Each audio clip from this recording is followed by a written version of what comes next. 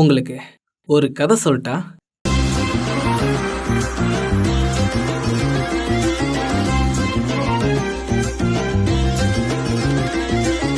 கிரேக்க கடவுள்களுக்கும் மனிதர்களுக்கும் பிறந்த குழந்தைங்களான உபக்கடவுள்களால இரண்டாம் உலக போர் நடக்குது. இதனால கிரேக்க கடவுள்கள்ல மூத்த கடவுள்களான ஜியூஸ், பொசைடன் மற்றும் ஹேடிஸ் 3 பேரும் சேர்ந்து இனிமே கிரேக்க கடவுள்களால மனிதர்களுக்கு பிறக்க போற குழந்தைகளை அவங்க வளர்க்க கூடாதுன்னும் அவங்களுக்கு ஏதாவது ஆபத்துனா உதவக்கூடாதுன்னு முடிவு பண்றாங்க. ஏன்னா அவங்களோட குழந்தைங்க எல்லாம் இயற்கையாவே அதிக பலசாலிகளா இருக்காங்கல்ல.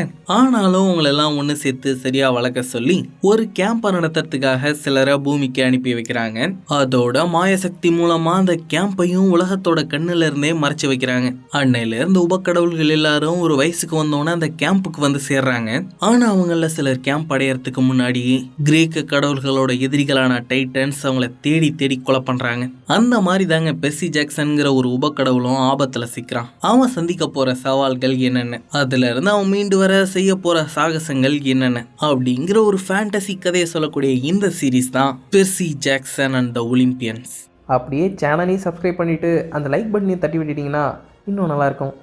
பெர்சி ஜாக்சன் இவனுக்கு சின்ன வயசுல இருந்தே மற்ற மனுஷங்களோட கண்ணுக்கு தெரியாத சில விஷயங்கள்லாம் தெரியுங்க. அவனுக்கு ஒரு 7 வயசு இருக்கிறப்போ ஸ்கூல் மொட்டை மாடியில பெகாசஸ்ங்கிற ஒரு பறக்கிற குதிரையை பார்த்துட்டு மெய் மறந்து நின்றுட்டு இருந்தான். ஐயோன்னு பதறி அடிச்சுட்டு ஓடி வந்த வாத்தியாரு அவரோட கண்ணுக்கு தெரியாதுங்கிறதால இதெல்லாம் அவனோட கற்பனை நினைச்சு அவனை பைத்தியக்கார டாக்டர் கிட்ட வைத்தியத்துக்கு அனுப்பி வச்சிருவாரு. இதனாலேயே அவனோட சக மாணவர்கள் கேலியும் கிண்டலும் பண்றானுங்க.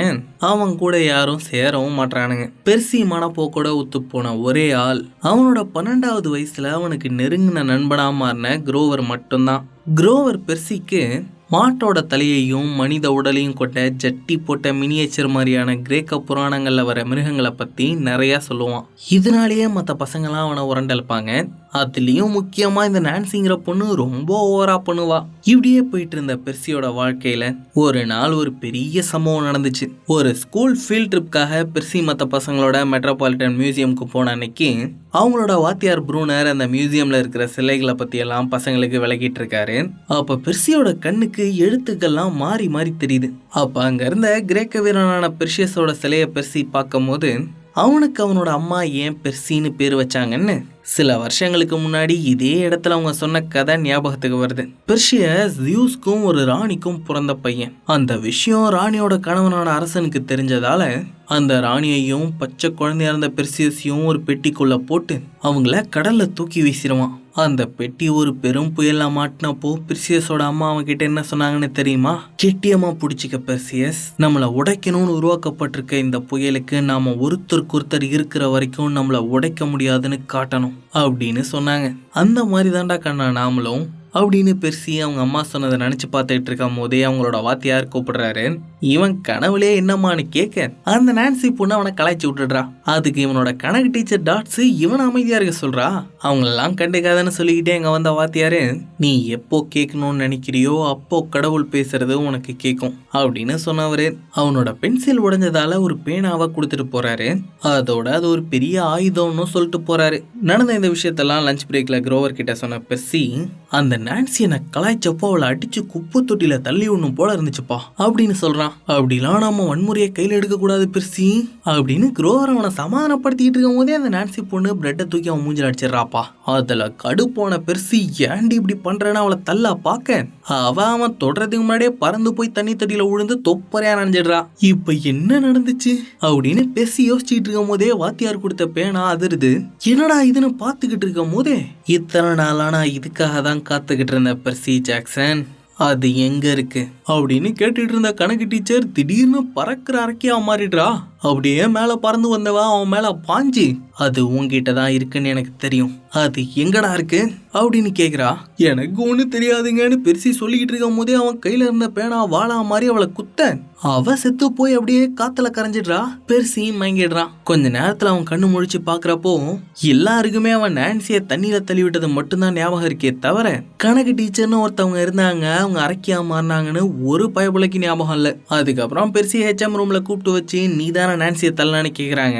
நான் அவளை தொட கூட இல்லைங்கன்னு அவன் சொல்றான். ஆனா குரோவர் பெர்சி தள்ளனதை பார்த்ததா சொல்லிடுறான். நான் எப்படா அவளை தள்ளுனேன் அப்படின்னு பெர்சி குரோவரை பார்த்துக்கிட்டு இருக்கும் போதே அவனை டிசியை கிழிச்சு கையில கொடுத்துட்றாங்க. வீட்டுல போய் விட வேன் வரும்னு பெர்சி சோகமா உட்காந்துருக்கிறானா. அவன் கிட்ட வந்த வாத்தியாரு அவனுக்கு ஆறுதல் சொல்றாரு.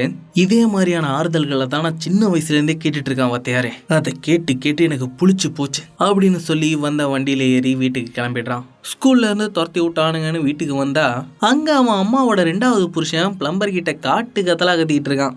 இவன் சரியான சோம்பேறி சோப்புலாங்கிங்க. ஆன்லைன் ரம்மி விளையாண்டு எப்ப பார்த்தாலும் தோத்துக்கிட்டே இருப்பான். ஏதோ ஒரு துணைக்காக தான் பெர்சியோட அம்மா சாலி இவன் கூட கூப்ப ஓட்டிட்டு இருக்காங்க. எங்கேயா என் அம்மானு கேட்ட பெர்சி ஜன்னல் ஓரமா உட்காந்து மழையில் நனைஞ்சிட்டு இருக்க அவனோட அம்மாவை பாக்குறான். இவனை பார்த்தோன்னே ஈரத்தோடய அவங்க அம்மா வந்து கட்டி பிடிச்சிக்கிறாங்க. அவங்க கிட்ட நான் எதுவும் பண்ணலாமான்னு அவன் சொல்ல, எனக்கு தெரியும்டா கண்ணான்னு சொன்னவங்க அவனுக்கு முட்டாயை கொடுத்து அவனை எப்பவும் வெக்கேஷனுக்கு கூட்டிட்டு போற மேன்டாக்குங்கிற இடத்துக்கு கூட்டிட்டு போக போறதா சொல்றாங்க. அந்த சோப்புலாங்கியை கூப்பிட்டு வரும்போது அவனுக்கு பீஸா வாங்கிட்டு வரதா சொல்லி அவனோட காரை கடன் வாங்கிட்டு போறாங்க.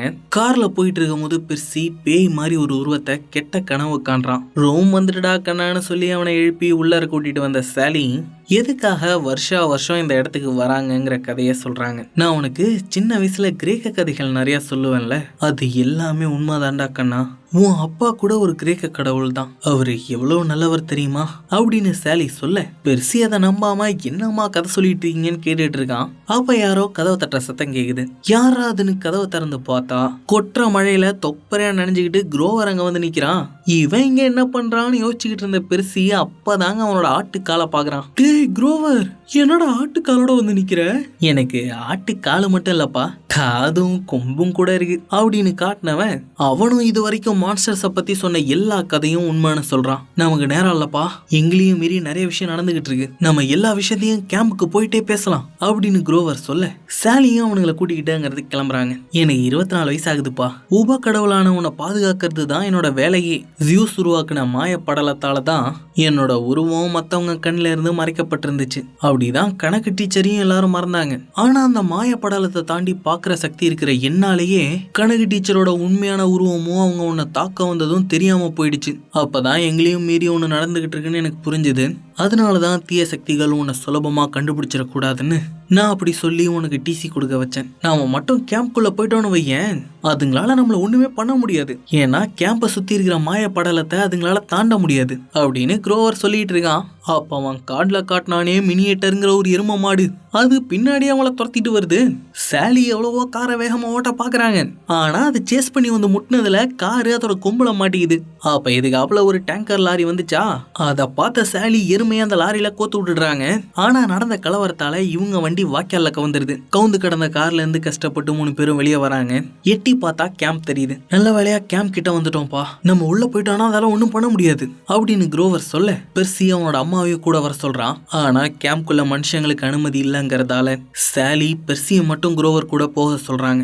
அந்த எருமை பெர்சியோட வாடையை வச்சுதான் அவனை கண்டுபிடிக்குதுங்கிறதால அவனோட கோட்டை கேட்டி சாலி வாங்கிக்கிட்டு பெர்சியையும் குரோவரையும் அங்க இருந்து போக சொல்றாங்க.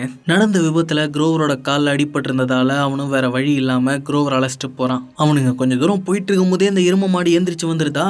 அவனுங்க கேம்புக்குள்ள போற வரைக்கும் அதை சமாளிக்கணும்னு சாலி கோட்டை காட்டி அந்த காளைய தஸ்திருப்பாங்க. ஒரு கட்டத்துல அந்த எருமை அவங்கள புடிச்சு கசக்க அவங்க அப்படியே காத்துல தூள் தூளா கரைஞ்சு போயிடுறாங்க. தான் கண்ணு முன்னாடியே தன்னோட அம்மா தூள் தூளா ஆனதை பார்த்து ஆடி போன பெர்சி தான் அம்மாவை கொண்ட எருமையை பழிவாங்கிறதுக்காக பேனாவை வாளா மாத்திக்கிட்டு அந்த எருமையை நோக்கி ஓடி போறான். குரோவரால கூட அவனை தடுக்க முடியல. வேகமா ஓடி வந்த பெர்சி அந்த காளையோட கொம்பளையே வாளால வெட்டுறான். ஆனா அது முட்டினதுல அவன் பறந்து போய் விழுந்துடுறான். வாள் தள்ளி போய் விழுந்துடுது. அதை எடுக்க முயற்சி பண்ண பெர்சி ஒரு கட்டத்துல அதை எடுக்க முடியாதுன்னு புரிஞ்சுக்கிட்டு காளையோட முதுகு வழியா அதோட கழுத்துல ஏறி ஏற்கனவே வாளால உடைக்கப்பட்டிருந்ததோட கொம்பை உடைச்சு அதாலேயே அந்த எருமையை குத்தி கொன்னுடுறான். அதுவும் செத்து காத்துல கரைஞ்சிடுது. பெர்சியும் அப்படியே சொந்து போய் மயங்கி விழுந்துடுறான். கொஞ்ச நேரத்துல அவன் அரை மயக்கத்துல எழுந்திரிச்சு பார்க்கும் போது அவனை சுத்தி கேம்ப்ல இருக்கிற மத்த உப கடவுள்கள்லாம் இருக்காங்க. இந்த சின்ன வயசுல அவன் அவ்வளவு பெரிய எருமையை கொன்னதை இவங்களால நம்பவே முடியல. அவங்க எல்லாம் அதை சொல்லி ஆச்சரியப்பட்டுக்கிட்டு இருக்க அவங்க கூடவே குதிரை உடம்போட ஒருத்தர் நிக்கிறாரு. யாராதுன்னு பார்த்தா அது பெர்சியோட வாத்தியார் ப்ரூனர். உன்னை கேம்புக்கு வரவேற்கிறேன் பெர்சி ஜாக்சன் அப்படின்னு அவர் சொல்லிட்டு இருக்கும் போதே பெர்சி மறுபடியும் மயங்கிடுறான். பெர்சி அன்னைக்கு ராத்திரி ஒரு அரை மயக்கத்துல கண்ணு முழிச்சு பாக்குறான். அவன் முன்னாடி ஆனவத்துங்கிற ஒரு பொண்ணு நின்று அவனையே குறுகுறுன்னு பாத்துக்கிட்டு இருக்கா. அரை மயக்கத்துல இருந்தவனால அவ யாரு என்னன்னு விசாரிக்க முடியலையா, அப்படியே திரும்பவும் மயங்கிடுறான். அடுத்த நாள் காலையில அவன் மயக்கம் தெளிஞ்சு கண்ணு முழிக்கும் போது அவன் பக்கத்துல குரோவர் உட்கார்ந்துருக்கான். அவனுக்கு பின்னாடியே அந்த மினிட்டாரோட கொம்பு இருக்கு. அதை பார்த்த பெர்சிக்கு தான் அம்மா உண்மையிலேயே செத்துட்டாங்கிறது புரியுது. அதை நினைச்சு ரொம்ப கஷ்டப்படுறான். என்னை மன்னிச்சிரு பெர்சி, நான் உங்ககிட்ட முன்னாடியே எல்லாத்தையும் சொல்லியிருக்கணும். எதை பத்தியும் இப்போதைக்கு என்கிட்ட பேசாத குரோவர். என்னை இங்க காப்பாத்தி அழைச்சிட்டு வரணுங்கிற உன்னோட வேலையை நீ சிறப்பா முடிச்சிட்ட அப்படின்னு சொல்லிட்டு கிளம்பி வெளியே வந்தவன் சுத்திலும் தண்ணி இருக்கிறதா பாக்குறான். பக்கத்து ரூம்ல ஒரு தாடிக்காரன் மட்டும் தூங்கிட்டு இருக்கானா.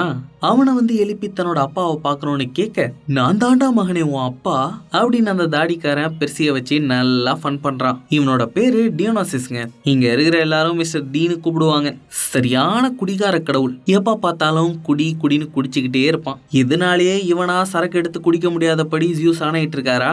அதனால இங்க இருக்கிற பசங்களை வச்சு சரக்கு எடுத்துட்டு வர வைப்பான். இன்னைக்கு கோட்டாவை பெர்சியை வச்சு முடிச்சிடலான்னு அப்பாவுக்கு போய் சரக்கு எடுத்துட்டு வாடா மகனேன்னு சொல்லிக்கிட்டு இருக்கான். இதுவும் அப்பா இல்லடான்னு உண்மையை சொல்ல வந்த குரோவரையும் அமைதியா இருக்க சொல்ல, அப்ப நம்ம வாத்தியார் ப்ரூனர் அங்க வராரு. இவரு பாதி குதிரையும் பாதி மனித உடலும் கொண்ட சென்டார் இனத்தை சேர்ந்தவருங்க.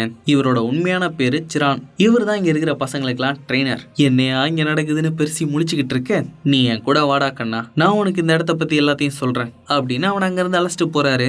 கூடவே ஒட்டிட்டு வர பார்த்த குரோவரையும் வெட்டி விட்டுட்டு போறாரு. இந்த கேம்ப் இருக்கிற இடத்தோட பேரு சேக்ரெட் வேலிங்க. இந்த இடத்த மனுஷங்களால பார்க்க முடியாது, மான்ஸ்டர்ஸால உள்ள வர முடியாது. இந்த இடம் கிரேக்க கடவுள்களோட பசங்களுக்கும் அவங்கள பாதுகாக்கிறவங்களுக்கும் மட்டுமே சொந்தம். வாத்தியாரே, நான் உங்கள்கிட்ட ஒன்று சொல்லணும். நீங்க கொடுத்த மந்திர பேனாவை சண்டை போட்ட இடத்துலயே நான் தவற விட்டுட்டு வந்துட்டேன் அப்படின்னு பெர்சி வாத்தியார்கிட்ட சொல்றான். அவரு அவனோட பாக்கெட்டுக்குள்ள பார்க்க சொல்ல, பார்த்தா அந்த பேனா திரும்பவும் அவங்கிட்டே வந்திருக்குது.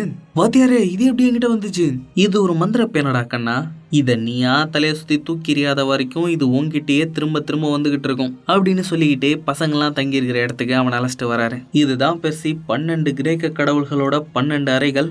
இந்த ஒவ்வொரு அறைகள்லயும் ஒவ்வொரு கிரேக்க கடவுள்களோட குழந்தைகள்லாம் இருப்பாங்க. இதுல நான் எந்த அறை வாத்தியாரே? அத உங்க அப்பா யாருன்னு தெரிஞ்சதுக்கு அப்புறம் தாண்டா கண்ணா முடிவு பண்ண முடியும். ஏன்னா இது வரைக்கும் எந்த கடவுளும் உன்னை உரிமை கோரல. யாராவது ஒருத்தர் உரிமை கோர்ற வரைக்கும் தூதின் கடவுளான ஹெர்மிஸோட அறையில நீ தங்கிக்கலாம். ஏன்னா ஹெர்மேஸ் தான் பசங்களோட உரிமை கோரப்படாத பசங்களும் இருக்கலான்னு அனுமதி கொடுத்திருக்காரு அப்படின்னு சொல்லி பெர்சிய ஹெர்மிஸோட அறை கலைச்சிட்டு வந்தவர் அங்க இருக்கிற பசங்களுக்கு பெர்சிய அறிமுகப்படுத்தி வைக்கிறாரு. அவனுங்க இவனை கொஞ்சம் கூட கண்டுக்காம அவனுங்களோட வேலையை பார்த்துட்டு இருக்கானுங்க. நீ புது பையன்ல, எல்லாம் போக போக சரியாயிடும் அப்படின்னு சொன்ன வாத்தியாரு அவனை அங்கேயே விட்டுட்டு போயிடுறாரு. அவன் இடத்துக்கு வந்து உட்கார்ந்த பெர்சி தான் அம்மா கடைசியா கொடுத்த முட்டாய பார்த்துக்கிட்டு இருக்கான். தோ இவன் தாங்க ஹெர்மிஸோட பையன் லூக். பெர்சி மினிட்டோரை கொண்டு செஞ்ச சாகசத்தை கேள்விப்பட்டதா சொல்லி அவன் கூட அறிமுகமாக்கிறான். பெர்சிக்கும் ஒரு புது நண்பன் கிடைச்சது ரொம்ப சந்தோஷமா இருக்கு. அன்னைக்கு ராத்திரி எல்லா பசங்களும் சாப்பிட்டுட்டு அவங்க அறைக்கு போயிட்டு இருக்காங்க. அப்ப குரோவர் மட்டும் தனியா காட்டுக்குள்ள வரான். அவன் குறுகுறுன்னு ஒரு மரத்தையே பார்த்துக்கிட்டு இருக்க, திடீர்னு மரத்துல இருந்து கிளண்டு மர உருவத்துல ஒருத்தி நேரா அவங்கிட்ட வரா. இவங்கள நிம்ஃப்னு சொல்லுவாங்கங்க, வனத்தை பாதுகாக்கிற வன தேவதைகள். குரோவர் அங்க இருந்த குகையை பார்த்து தயங்கிக்கிட்டே நின்னுட்டு இருக்கான். பயப்படாதரா கண்ணா, உன் மனசுக்கு நீ உண்மையாயிரு, அது போதும் அப்படின்னு சொல்லி அந்த நிம்ஃப் அவனை குகைக்குள்ள அழைச்சிட்டு போறா. அங்க சட்டையர்களோட குளோவன் சபை கூடியிருக்கு. குரோவர் மாதிரி ஆடும் மனுஷனும் கலந்து இருக்கிறவங்கள சட்டையர்னு சொல்லுவாங்கங்க. இந்த சட்டையர்கள்லயே கௌரவமான 3 பேர் கவுன்சில் ஆஃப் குளோவன் எல்டர்ஸ்ங்கிற சபையை வழி நடத்துவாங்க. ஒரு காலத்துல பேனுங்கிற வனக்கடவுள் ஒருத்தர் இருந்தாருங்க. ஏதோ ஒரு காரணத்தால அவர் தொலைஞ்சு போயிட்டாரு. அவரை தேடுறதுக்காக சில சட்டையர்களை தேர்ந்தெடுத்து இந்த சபை அனுப்புவாங்க. அப்படி ஒரு சட்டையர் பேனை தேடி போற சர்ச்சரா ஆகணும்னா அவங்க பெர்சி மாதிரியான உபக்கடவுள்களை பாதுகாப்பா கேம்புக்குள்ள கூட்டிட்டு வரணும். அப்பதான் அந்த சட்டையருக்கு சர்ச்சருங்கிற லைசன்ஸ் கிடைக்கும். நம்ம குரோவர் கூட அவனோட அப்பா மாமா மாதிரி ஒரு சர்ச்சர் ஆகணுங்கிறது தான் ஆசை. இப்போ குரோவர் பெர்சிய பாதுகாப்பா கேம்ப்க்கு கூட்டிட்டு வந்துட்டான்ல, அதனாலதான் அவனை சபைக்கு வர சொல்லியிருக்கிறாங்க. அவங்க கிட்ட பேசினதுக்கு அப்புறம் திமுன்னு சிரனையும் மிஸ்டர் டியையும் பார்க்க ஓடி வந்த குரோவர் பெர்சியோட அம்மா சாலி உயிரோட இருக்கிறதா சொல்றான். ஒரு மினிட்டார் யாரையும் நசுக்கி கொண்டு இது வரைக்கும் நான் பார்த்ததே இல்லை. அது நசுக்குனப்போ சாலி அப்படியே ஒரு மான்ஸ்டர் மாதிரி தங்க நேரத்துல காத்துல கரைஞ்சு போனாங்க. இந்த மாதிரியான ஒரு விஷயத்த குளோவன் சபை ஏற்கனவே கேள்விப்பட்டிருக்காங்களாம். ஒரு உயிர் இறக்க போற தருவாயில இறப்பின் கடவுளான ஹேடிஸ் நேரடியா வந்து அவங்கள பாதாள உலகத்துக்கு தூக்கிட்டு போனாதான் அப்படி ஆகுமா அப்படின்னு குரோவர் மூச்சு வாங்க சொன்னா, அவங்க 2 பேரும் அது ஏற்கனவே எங்களுக்கு தெரியும்னு சொல்றாங்க. இதை பத்தி பெர்சிக்கிட்ட வாயை திறக்காம இரு குரோவர், ஏன்னா இந்த உண்மை வெளில வந்தா பல பிரச்சனைகளை கிளப்பி விட்டுருண்டா தம்பி அப்படின்னு அவங்க சொல்றாங்களா. குரோவருக்கு மனசு உறுத்தினாலும் நமக்கு ஏண்டா வம்புன்னு பையன் அமைதியாயிடுறான். இன்னொரு பக்கம் பெர்சி பாலைவனத்துல நெருப்பு மூட்டி குளிர் காஞ்சிட்டு இருக்கான். தூரத்துல ஒரு உருவம் நின்னுகிட்டு இருக்கு. பய போன தடவை கனவுல பார்த்தானே அதே உருவம் தான். அவன் பேரு குரோனோஸ்ங்க. அவன் தான் கிரேக்க கடவுள்களான Zeus, Poseidon, Hades, Hera, Hestia, டெமாட்டரோட தகப்பன். உலகம் உருவான காலத்துல டைட்டன்ஸுங்கிற அரக்கப்படையோட அரசனா இருந்தவன் பயங்கர அழிச்சாட்டியம் பண்ணிட்டு இருந்திருக்கான். அவனையும் அவனோட டைட்டன் படையையும் அவனோட பசங்க 6 பேருமா ஒன்னு சேர்ந்து பாதாள உலகத்துல இருக்க டார்டரஸ்ங்கிற இடத்துல அடைச்சு வச்சிடுறாங்க. ஆனா பல லட்சக்கணக்கான ஆண்டுகளுக்கு ஒரு தடவை இப்படிதான் ஒருத்தரோட கனவுக்குள்ள புந்து அவங்களோட மண்டையை கழுவி குரோனோஸ் தன்னை விடுவிக்க வைக்க பார்ப்பான். அதே மாதிரிதான் இப்ப பெர்சியையும் பண்ண பாக்குறான். உன் அப்பா உன்னை இங்க அனாதையா விட்டுட்டான்ல, உன்கிட்ட இருந்து பறிச்ச ஒண்ணு உனக்கு வேணும்னு எனக்கு புரியுது, உனக்கு நீதி தேவை அப்படின்னு குரோனோஸ் சொல்லிட்டு இருக்கும் போதே அந்த பாலைவனம் படுகுழி ஆகுது. உடனே பெர்சி அந்த கெட்ட கனவுல இருந்து கண் முழிச்சிடுறான். என்ன பெர்சி, கெட்ட கனவா? பயப்படாத. எல்லாருக்கும் இங்க இந்த மாதிரி கெட்ட கனவு வர்றது சகஜம்தான். உன்ன மாதிரியே பிரச்சனைகளோட இங்க நிறைய பேர் இருக்கிறாங்க. எதுக்காக லுக் இந்த கடவுள்கள் நம்மள பல பேரை இன்னும் உரிமை கோராம இருக்காங்க? அவங்க என்ன யோசிக்கிறாங்கன்னு அவங்களுக்கு தான்ப்பா தெரியும். நாம் அதை பத்திலாம் யோசிக்காம நாம நமக்கான பெருமையை தேடிக்கிட்டோன்னு வையேன், அவங்க கண்டிப்பா நம்மளை கவனிப்பாங்க. சரி வா, நான் உனக்கு இந்த இடத்த சுத்தி காட்டுறேன் அப்படின்னு சொல்லி லூக் பெர்சிய வெளியே அழைச்சிட்டு வரான். அங்க வந்த ஒருத்தி தேவையே இல்லாம பெர்சிய பிடிச்சி கீழே தள்ளி விடுறா. இவளோட பேரு கிளரிசாங்க. போர்க்கடவுளான ஏரிஸோட பொண்ணு. பயங்கர திமிரு பிடிச்சவ. பெர்சி மினிட்டோரை கொன்னதால எல்லாரும் அவனை பத்தி பேசிட்டு இருக்காங்கல்ல, அதான் அவன்கிட்ட உரண்ட எழுத்து பெரிய ஆள் ஆகலான்னு பாக்குறா. இப்படிலாம் பண்றது நல்லதுக்கு இல்ல கிளர், ஒழுங்கா இருந்து போயிடு அப்படின்னு லூக் சொல்ல அவளும் அப்படியே அமைதியா போயிடுறா. ஹே, எப்படிப்பா அவ உங்ககிட்ட மட்டும் எதுவுமே பேசாம அமைதியா கிளம்பிட்டா அப்படின்னு பெர்சி கேட்க, லூக் தான் பெரிய வாழ்வீரனாச்சே அப்படின்னு லூக்கோட கூட்டாளி சொல்றான். அப்ப நாமளும் ஏதாவது ஒரு கலையில புகழ் பெற்று இருந்தா நம்மளையும் யாரும் சீன மாட்டாங்கல்ல அப்படின்னு நினைச்ச பெர்சி உடனடியா ஏதாவது ஒரு வித்தைய கத்துக்கிட்டே ஆகணும்னு சொல்றான். அதனால லூக் அவனை வில்வித்தையில தேர்வானான்னு பாக்கிறதுக்காக கூட்டிட்டு வரான். பயபுள்ள அம்பு விடுறன்னு அங்க இருக்கிறவன் தலைய காவுவாங்க பாக்குறான்ப்பா. நான் வேணும்னா இன்னொரு தடவை முயற்சி பண்ணவா அப்படின்னு பெர்சி கேட்க, ஐயோ ஆள விடுறா சாமின்னு எல்லாரும் தெரிச்சிடுறானுங்க. சரி, ஆயுதப்பற்றையிலையாவது ஏதாவது தேர்வானான்னு பாக்கிறதுக்காக லூக் அவனை அங்க அழைச்சிட்டு வந்தா கொஞ்ச நேரத்துல அந்த இடத்தையே கொளுத்தி விட பாத்துறான்ப்பா. இதெல்லாம் சரிப்பட்டு வராதரா தம்பி, உனக்கு என்ன சரியா வரும்னு பொறுமையா கண்டுபிடிப்போம் அப்படின்னு சொன்ன லூக் அவனை மதிய சாப்பாட்டுக்கு கூட்டிட்டு வரான். அப்போ ஒரு மணி ஒலி கேட்க, நாம சாமிக்கு படைச்சிட்டு சாப்பிடணும்னு லூக் சொல்றான். நாம ஏன்ப்பா சாமிக்கு படைக்கணும்? சாப்பாட்டோட மனம் கடவுளுக்கு ரொம்ப பிடிக்கும் பெர்சி. அதை கடவுளுக்கு படைச்சு நாம வேண்டணும்னா நாம வேண்டது கடவுளுக்கு கேட்கும் அப்படின்னு லூக் சொல்றான். அதனால அன்னைக்கு ராத்திரி காட்டுக்குள்ள தனியா வந்த பெர்சி அவங்க அம்மா கொடுத்த மிட்டாயை நெருப்புல போட்டு அவங்க கிட்ட பேசுறான். எனக்கு இங்க சில நண்பர்கள் கிடைச்சிருக்காங்கம்மா. நான் இங்க அப்பாவை தேடி தான் வந்தேன். ஆனா அவர் இங்க இல்ல. உன்னை விட்டுட்டு போன மாதிரியே என்னையும் விட்டுற பாக்குறாருமா. ஆனா நான் அவர் அப்படியே இருக்க விட மாட்டேன். எப்படியாவது அவரை இங்க வர வைப்பேன் அப்படின்னு அவன் மனசுல இருந்ததெல்லாம் கொட்டி தீக்குறான். எல்லாத்தையும் பேசி முடிச்சதுக்கு அப்புறம் அவனோட அறைக்கு போயிட்டு இருக்கும் போது இந்த கிளார் பொண்ணு அவ கேங்கோட குறுக்கால வந்து நிக்கிறா. ஹே, என்னப்பா எல்லாரும் என்ன தூங்க போலையா அப்படின்னு பெர்சி கேட்க, அவங்க அவனோட சொக்காவை பிடிச்சி டாய்லெட்குள்ள எடுத்துட்டு வராங்க. ஒழுங்கா உண்மையை சொல்லுடா, நீ அந்த ஜட்டி போட்ட மாட கொன்னதா சொன்னது செட்டப் தானே?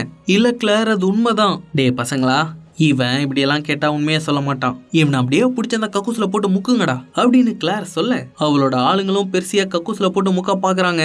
திடீர்னு கக்கூஸ்ல அந்த தண்ணி எல்லாம் உள்ளார போயிடுது. என்னடா இதுன்னு எல்லாரும் ஊத்து பாத்துக்கிட்டு இருக்கேன். கக்கூஸ்ல இருந்து வெளில வந்த தண்ணி 3 பேரையும் தூக்கி அடிச்சிருது.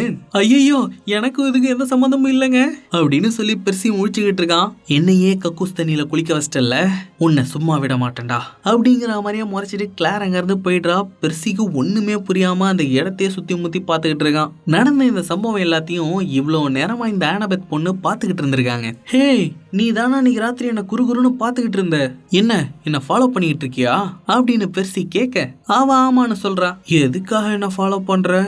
இந்த மாதிரி ஏதாவது சம்பவம் நடக்கும்னு ஆவலா காத்துக்கிட்டு இருந்தேன். நடந்துருச்சு. ஏன்னா அப்பதானே நீ எனக்கு உதவி பண்ணுவ.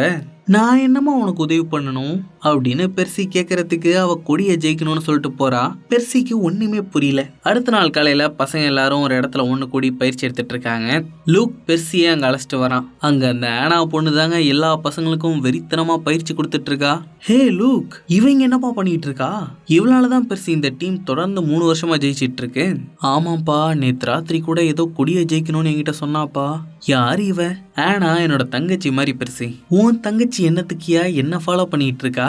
அவ ஒரு தேடுதல் வேட்டையில இருக்கா பெருசி. ஒரு நாள் ஒரு உபக்கடவுள் வருவான், எனக்கே தெரியாத பதில் கூட அவனால உனக்கு கிடைக்கும் அப்படின்னு சிரண் அவகிட்ட சொல்லியிருந்தாரு.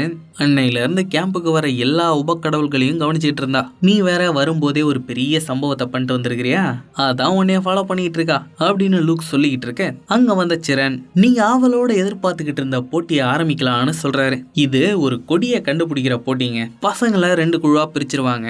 அதுல எந்த குழு காட்டுல மறைச்சு வைக்கப்பட்டிருக்கிற கொடியை முதலா கண்டுபிடிக்கிறாங்களோ அவங்க ஜெயிச்சிட்டதா அர்த்தம். ஒரு குழு இன்னொரு குழுவை ஜெயிக்க விடாம தடுத்து அவங்க ஜெயிக்கிறதுக்கு முயற்சி பண்ணலாம். ஆனா அதுக்காக போடுற சண்டையில யாரும் யாரோட கால் கையவும் உடைக்க கூடாது, முக்கியமா கொல்லக்கூடாது. மத்தபடி மந்திர வித்தையெல்லாம் பயன்படுத்திக்கலாம். கடந்த 3 வருஷமா ஆனபத் தலைமையிலான ஒரு கூட்டம் தான் இந்த போட்டியில தொடர்ந்து ஜெயிச்சிட்டு வராங்க.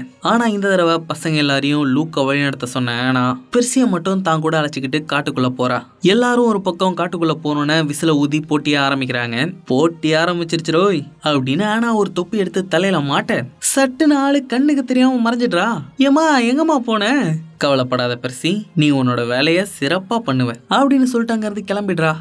என்ன வேலையை பண்ணணும்னு சொல்லிட்டு போறான்னு புரியாம பெர்சி அங்கேயே நின்னுட்டு இருக்கான். இன்னொரு பக்கம் யார் அந்த கொடி எடுக்கிறதுன்னு 2 குழுவும் மாத்தி சண்டை போட்டுட்டு இருக்காங்க. ரொம்ப நேரமா அந்த இடத்துலயே பொழுத போக்கிட்டு இருந்தவன் கொஞ்ச நேரம் அப்படியே கண்ண சருவோன்னு விட்டத்தை பார்த்து படுக்கிறான். அவனை தேடி கிளார் வந்துடுறா. ஒழுங்கா நீ ஒரு ஃப்ராடுங்கிற உண்மையை ஒத்துக்கடா அப்படின்னு சொல்லி அவளோட ஈட்டிய தட்ட அது மின்னுது. ஐயோ மறுபடியும் ஆரம்பிச்சிட்டாளேன்னு பைய வாளையும் கேடயத்தையும் எடுத்துக்கிட்டு நிக்கிறான். அவ பதுங்கி இருந்த அவளோட ஆளுங்க 2 பேரையும் வர வச்சிடுறா. ஏமா நீ இந்த கொடியெல்லாம் எடுக்க போலையாமா, எனக்கு உன்னை பழி வாங்கறது தாண்டா முக்கியம் அப்படின்னு சொல்லி அவனை தாக்க, ஆஹா எங்க போனாலும் இப்படி ஒரு கிறுக்கி கிட்ட மாட்டிக்கிறானே அப்படின்னு பெருசி தலை தெரிய ஓடுறான். கொஞ்ச தூரத்திலே கால் தடிக்கி கீழே விழ இவங்க 3 பேரும் மறுபடியும் சுத்து போட்டு தாக்க ஆரம்பிச்சிடுறாங்க. புள்ளியோட மூஞ்சில கூட கோடு போட்டுடுறாங்கப்பா. உண்மையிலே அடிக்கிறாங்க அண்ணிய, யாராவது வந்து காப்பாத்துங்கயா அப்படின்னு பைய கத்தி கதறி பாக்குறான். ஒரு பயப்புலையும் வர மாட்டானுங்க. இனி நாமளே தான் நம்மளை காப்பாத்திக்கணும்னு பெருசி தைரியத்தை வர வச்சுக்கிட்டு அவங்க கூட சண்டை போட அந்த சண்டையில கிளாருக்கு அவளோட அப்பா ஏரிஸ் கொடுத்த ஈட்டிய தெரியாதனமா உடைச்சிடுறான். அதுல கிளார் செம்ம காண்டாகி அவன் அடிக்க போறா. அப்ப லூக் சரியா அவன் டீமோட கொடி எடுத்துக்கிட்டு அங்க ஓடி வரான். ஆனாவோட டீம் ஜெயிச்சு போட்டி முடிஞ்சிட்டதால அதுக்கு மேல கிளாரால பெர்சிய ஒண்ணுமே பண்ண முடியல. அதனால அமைதியா அங்க இருந்து கிளம்பிடுறாளா. அப்பதான் இந்த ஆனா பொண்ணு துப்பிய கட்டிட்டு முன்னாடி வரா. நீ இவ்வளோ நேரமா இங்கதான் இருந்தியா? காப்பாத்துங்க காப்பாத்துங்கன்னு அந்த கத்துனனே, அப்பெல்லாம் ஏன்டி எனக்கு உதவல? சும்மாதான். சரி வா எந்திரி அப்படின்னு கைய கொடுத்து அவனை தூக்குனவ திரும்பவும் தண்ணியிலேயே தள்ளி விட்டுடுறா. ஹே லூசு, என்னதாண்டி உன் பிரச்சனை அப்படின்னு கேட்டுக்கிட்டே பெர்சி ஏந்திரிக்கிறான். அப்ப தண்ணி பட்டதுல அவனோட காயெல்லாம் முழுசா மறைஞ்சு போயிடுது. இதெல்லாம் எப்படி நடக்குதுன்னு அவன் முழிச்சிட்டு இருக்கும் போதே அவன் தலைக்கு மேல ஒரு திரிசூலம் வந்து நிக்குது. பொசைடன் ஒன்னு அவரோட மகனை அறிவிச்சிட்டாரு பெர்சின்னு ஆனா சொல்ல பெர்சிக்கு என்ன சொல்றதுனே தெரியல. அதை பார்த்த மத்த பசங்களும் அப்படியே வாயடிச்சு போய் நின்றுட்டு இருக்காங்க. பெர்சி கடல் கடவுளான பொசைடனோட புள்ளங்க. இவன் தான் பொசைடனுக்கு பல காலத்துக்கு அப்புறம் பிறந்த ஒரே புள்ள போல. ஏன்னா யாருமே இல்லாத பொசைடனோட அறைக்கு இவன் மட்டும்தான் முதலா வரான். அதுக்கப்புறம் சிரானும் மிஸ்டர் டியும் அவனை கூப்பிட்டு வச்சு ஒரு பெரிய போர் ஏற்படாம உன்னால மட்டும்தான் தடுக்க முடியும்னு உன் அப்பா நினைக்கிறாரு அப்படின்னு சொல்றாங்க. உன்னோட அப்பா இந்த போர் வந்துடக்கூடாதுன்னு எவ்வளவோ முயற்சி பண்ணாரு. ஆனா ஜியூஸோட மின்னல் களவு போயிருக்கிறதால உன் அப்பாவும் ஜியூஸும் இப்ப முட்டிட்டு கிடக்காங்க. என்னது ஜியூஸோட மின்னலை காணுமா? யாருங்க அதை திருடினது அப்படின்னு பெர்சி கேட்க, அது நீதான்னு டி சொல்றாரு.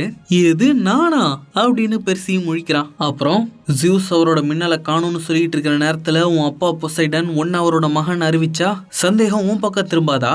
என்னங்க சொல்றீங்க? நீங்க சொல்றது என்னன்னே எனக்கு தெரியாதுங்க. அது எங்களுக்கு தெரியும் பெர்சி, ஆனா ஜியூஸ் அதை நம்பல. இந்த தருணத்துல உங்க அப்பா பொசைடனுக்கு உன்னோட உதவி தேவை பெர்சி. இன்னும் ஒரு வாரத்துல அந்த மின்னல் மட்டும் ஜியூஸோட கைக்கு போகலன்னு வையேன், கடவுள்களுக்குள்ளார ஒரு பெரிய போரே ஆரம்பிச்சிடும். அதை தடுக்கணும்னா அந்த மின்னலை கண்டுபிடிக்கிற தேடுதல் வேட்டையில நீ இறங்கணும். மரணத்தின் கடவுளான ஹேடிஸ்க்கு அவரோட சகோதரர்களான ஜியூஸ் பொசைடன் மேல எப்பவும் ஒரு பொறாமை உண்டு. அவர் தான் ஜியூஸோட மின்னலை திருடி பாதாள உலகத்துல வச்சிருக்கிறதா அரசல் புரசலா ஒரு செய்தி வந்திருக்கு. இப்போ நீ தான் பாதாள உலகத்துக்கு போய் அதை எப்படியாவது எடுத்துட்டு வரணும் பெர்சி. என்னங்க சொல்றீங்க? இத்தனை நாளா என்னையும் என் அம்மாவையும் அம்போன்னு விட்டுட்டு போன என் அப்பாவுக்காக நான் இதை பண்ணணும்னு சொல்ல வரீங்களா? அவரால் தான் என் அம்மா உயிரையே விட்டாங்க. அப்படி இருக்கும்போது நான் எப்படி அவருக்கு உதவுவேன்னு நினைக்கிறீங்க? ஏன்னா நீ உதவலனா இந்த உலகத்துக்கே பெரிய ஆபத்து வரும்டா அப்படின்னு டி காட்டு கத்தலா கத்த அங்க வந்த குரோவர் சாலி ஜாக்சன் இன்னும் உயிரோட தான் இருக்காங்கங்கிற உண்மையை பெர்சி கிட்ட போட்டு உடைச்சிட்றான். ஹேடிஸ் தான் அவங்கள பாதாள உலகத்துக்கு கடத்திட்டு போயிருக்காரு பெர்சி. அவங்க இன்னும் அங்கதான் இருப்பாங்க. நீ மட்டும் அங்க போனா அவங்கள திரும்ப கூட்டிட்டு வந்துடலாம் அப்படின்னு குரோவர் சொல்ல பெர்சி தேடுதல் வேட்டையில இறங்குறதா சொல்றான். கேம்ப்ல ஒரு பெரிய வீடு இருக்குங்க. அந்த வீட்டு மாடியில இருக்கிற பரன்ல டெல்பிங்கிற குறி சொல்ற பணம் இருக்கு. அவதான் மனுஷ இனத்துல பிறந்த கடைசி குறி சொல்றவளாம். ஹேடிஸ் கொடுத்த சாபத்தால செத்ததுக்கு அப்புறமும் குறி சொல்லிட்டு இருக்கா. ஒவ்வொரு தேடுதல் வேட்டைக்கு போறதுக்கு முன்னாடியும் டெல்பி கிட்ட வந்து குறி கேட்டுட்டு போறது கேம்போட வழக்கங்க. பெர்சி இப்போ ஒரு தேடுதல் வேட்டைக்கு போறதால அது கிட்ட போய் குறி கேட்டுட்டு வான்னு சொல்லி சிரன் அனுப்பி வைக்கிறாரு. என்னையா போனதுகிட்ட எல்லாம் குறி கேட்க சொல்றீங்க அப்படின்னு பெர்சி தங்கிக்கிட்டே அங்க வரான். குறி சொல்ற ஆயா, நான் குறி கேட்க வந்திருக்கிறேன் அப்படின்னு பெர்சி கேட்க ஆயா அசைவே இல்லாம இருக்குதா. அவ்வளவுதான், ஆயா புட்டுச்சு போல அப்படின்னு பெர்சி கிளம்பும் போது திடீர்னு ஆயா நிமிந்து உட்காருது. அதோட வாயில இருந்து பச்சை நிறத்துல ஒரு புகை வெளியே வருது. என்னவா இருக்கும்னு பெர்சி ஆவலோட பாத்துக்கிட்டு இருந்தா ஆயா அந்த கேப் பயலோட உருவத்துல பெர்சிக்கு குறி சொல்லுது. அதாங்க இந்த சாலி ஜாக்சனோட உதவாக்கார புருஷன். பைபிள்ல சொல்ல வந்த குறிய நேரடியா சொல்லாம மேற்கு பக்கம் போய் மாறின கடவுளை கண்டுபிடி, என்ன களவு போச்சுங்கிறத கண்டுபிடிப்ப, அதை ஒப்படைக்க வேண்டிய இடத்துல ஒப்படைச்சிரு அப்படின்னு விடுகதையா சொல்லுது. அதை பெர்சி சிரான் கிட்ட வந்து சொன்னோன்னு அவரு கேம்ப்ல இருக்கிற சிறந்த உபதெய்வங்கள் எல்லாம் ஒண்ணு கூட்டி யாராவது 2 பேரை தான் கூட துணையா வரதுக்கு பெர்சியை தேர்ந்தெடுக்கலாம்னு சொல்றாரு. ஹேடிஸோட பாதாள உலகத்துக்கு போற நுழைவாயில் லாஸ் ஏஞ்சல்ஸ் நகரத்துக்கு கீழே இருக்குங்க. அதுக்கு நல்லா வித்த தெரிஞ்ச பசங்களை கூட அனுப்பி வைக்கிறதுக்காக தான் 2 பேரை தேர்ந்தெடுக்க சொல்றாரு. பெர்சி இந்த பசங்களுக்குள்ள 2 பேரை தேர்ந்தெடுப்பான்னு பார்த்தா அவன் ஆனாவையும் குரோவரையும் தன்னோட வழித்துணைகளா தேர்ந்தெடுக்கிறான். ஆனாக்கு நல்லா வித்த தெரியும், குரோவர் என்ன பாதுகாப்பான் அப்படின்னு சொன்ன பெர்சி அவங்க தான் வேணும்னு ஒத்த கால்ல நிக்கிறானா. அதனால சிரனும் சரின்னு சொல்லிடுறாரு. சாலி உயிரோட இருக்கிறத பத்தி பெர்சி கிட்ட சொல்லக்கூடாதுன்னு சொல்லியும் குரோவர் சொன்னதால போய் பறக்கிற குதிரையோட சாணி அல்லு அப்படின்னு டி அவனுக்கு தண்டனை கொடுத்திருக்காரு. அதனால குரோவர் அந்த அள்ளி கொட்டிக்கிட்டு இருக்க அவன் கிட்ட வந்த பெர்சி அவனை தன்னோட வழித்துணையா தேர்ந்தெடுத்திருக்கிறத பத்தி சொல்றான். அந்த குறி சொல்ற ஆயா பெர்சி கிட்ட நீ நண்பன்னு நினைக்கிறவனால முதுகுல குத்தப்படுவேன், அதனால நீ எதை பெருசா நினைக்கிறியோ அதை உன்னால காப்பாத்திக்க முடியாம போயிடும் அப்படின்னு ஒரு பாயிண்ட்டையும் சேர்த்து சொல்லியிருக்குங்க. அதனாலதான் தன்னோட பாதுகாவலனான குரோவரை நம்பி தான் கூட வர சொல்றான். குரோவரும் பெர்சி கூட வர்றதுக்கு சம்மதிக்கிறான். பெர்சி அவனோட கேபினுக்கு வந்து கிளம்புறதுக்காக ஓடைகள் எல்லாம் எடுத்து வச்சிட்டு இருக்கும் போது அவனை பாக்கிறதுக்காக லூக் ஒரு பரிசோட அங்க வரான். என்ன பெர்சி, தேடுதல் வேட்டைக்காக உனக்கு எவ்வளவு காசு கொடுத்தாங்க? ஒரு 20,000 கொடுத்தாங்க. அதோட பெரிய பெரிய சில்லற காசா கொஞ்சம் கொடுத்துருக்காங்க. அதுக்கு பேரு டிராக் மாஸ்ரா. மனிதர்களோட உலகத்துக்கு துட்டு மாதிரி இது கடவுளோட உலகத்துக்கு துட்டு, பார்த்து கவனமா பயன்படுத்துறா அப்படின்னு பெர்சிக்கிட்ட அவன் எடுத்துட்டு வந்த பரிசா கொடுக்குறான். அதுல ஒரு செட்டு ஷூ இருக்கு. இது சாதாரண ஷூ இல்ல பெர்சி அப்படின்னு சொன்னவன் அதை எடுத்து மாயான்னு சொல்ல அது ரெக்கையை விரிச்சு பறக்க ஆரம்பிக்குது. மறுபடியும் மாயான்னு சொல்றான், அது பறக்கிறத நிறுத்திடுது. இது என் அப்பா ஹெர்மிஸ் எனக்கு பரிசா கொடுத்தது பெர்சி, இப்ப இத நான் உனக்கு பரிசா கொடுக்குறேன். நான் உன்னை தேர்ந்தெடுக்காம ஆனாவையும் குரோவரையும் தேர்ந்தெடுத்ததுக்கு என்ன தப்பா நினைச்சுக்காத லூக். இங்க இருக்கிற எல்லாரையும் விட குரோவருக்கு அனுபவம் அதிகம், அதோட ஆனா ரொம்ப சிறந்தவனு நீயே வேற சொன்னியா, அதான் அவங்கள தேர்ந்தெடுத்தேன். சேச்சே, நான் ஒன்னும் தப்பா நினைக்கல பெர்சி, போய் வெற்றியோட திரும்பி வா அப்படின்னு லூக் சொல்றான். பெர்சி குரோவரோட கிளம்பி எல்லை கிட்ட வர அங்க ஆனா எல்லை கிட்ட இருக்கிற ஒரு மரத்தை பிடிச்சி பாய் பாய் சொல்லிட்டு இருக்கா. இவளுக்கு என்ன மரம் கயன்றுச்சா? மரத்துக்கெல்லாம் பாய் பாய் சொல்லிட்டு இருக்கா.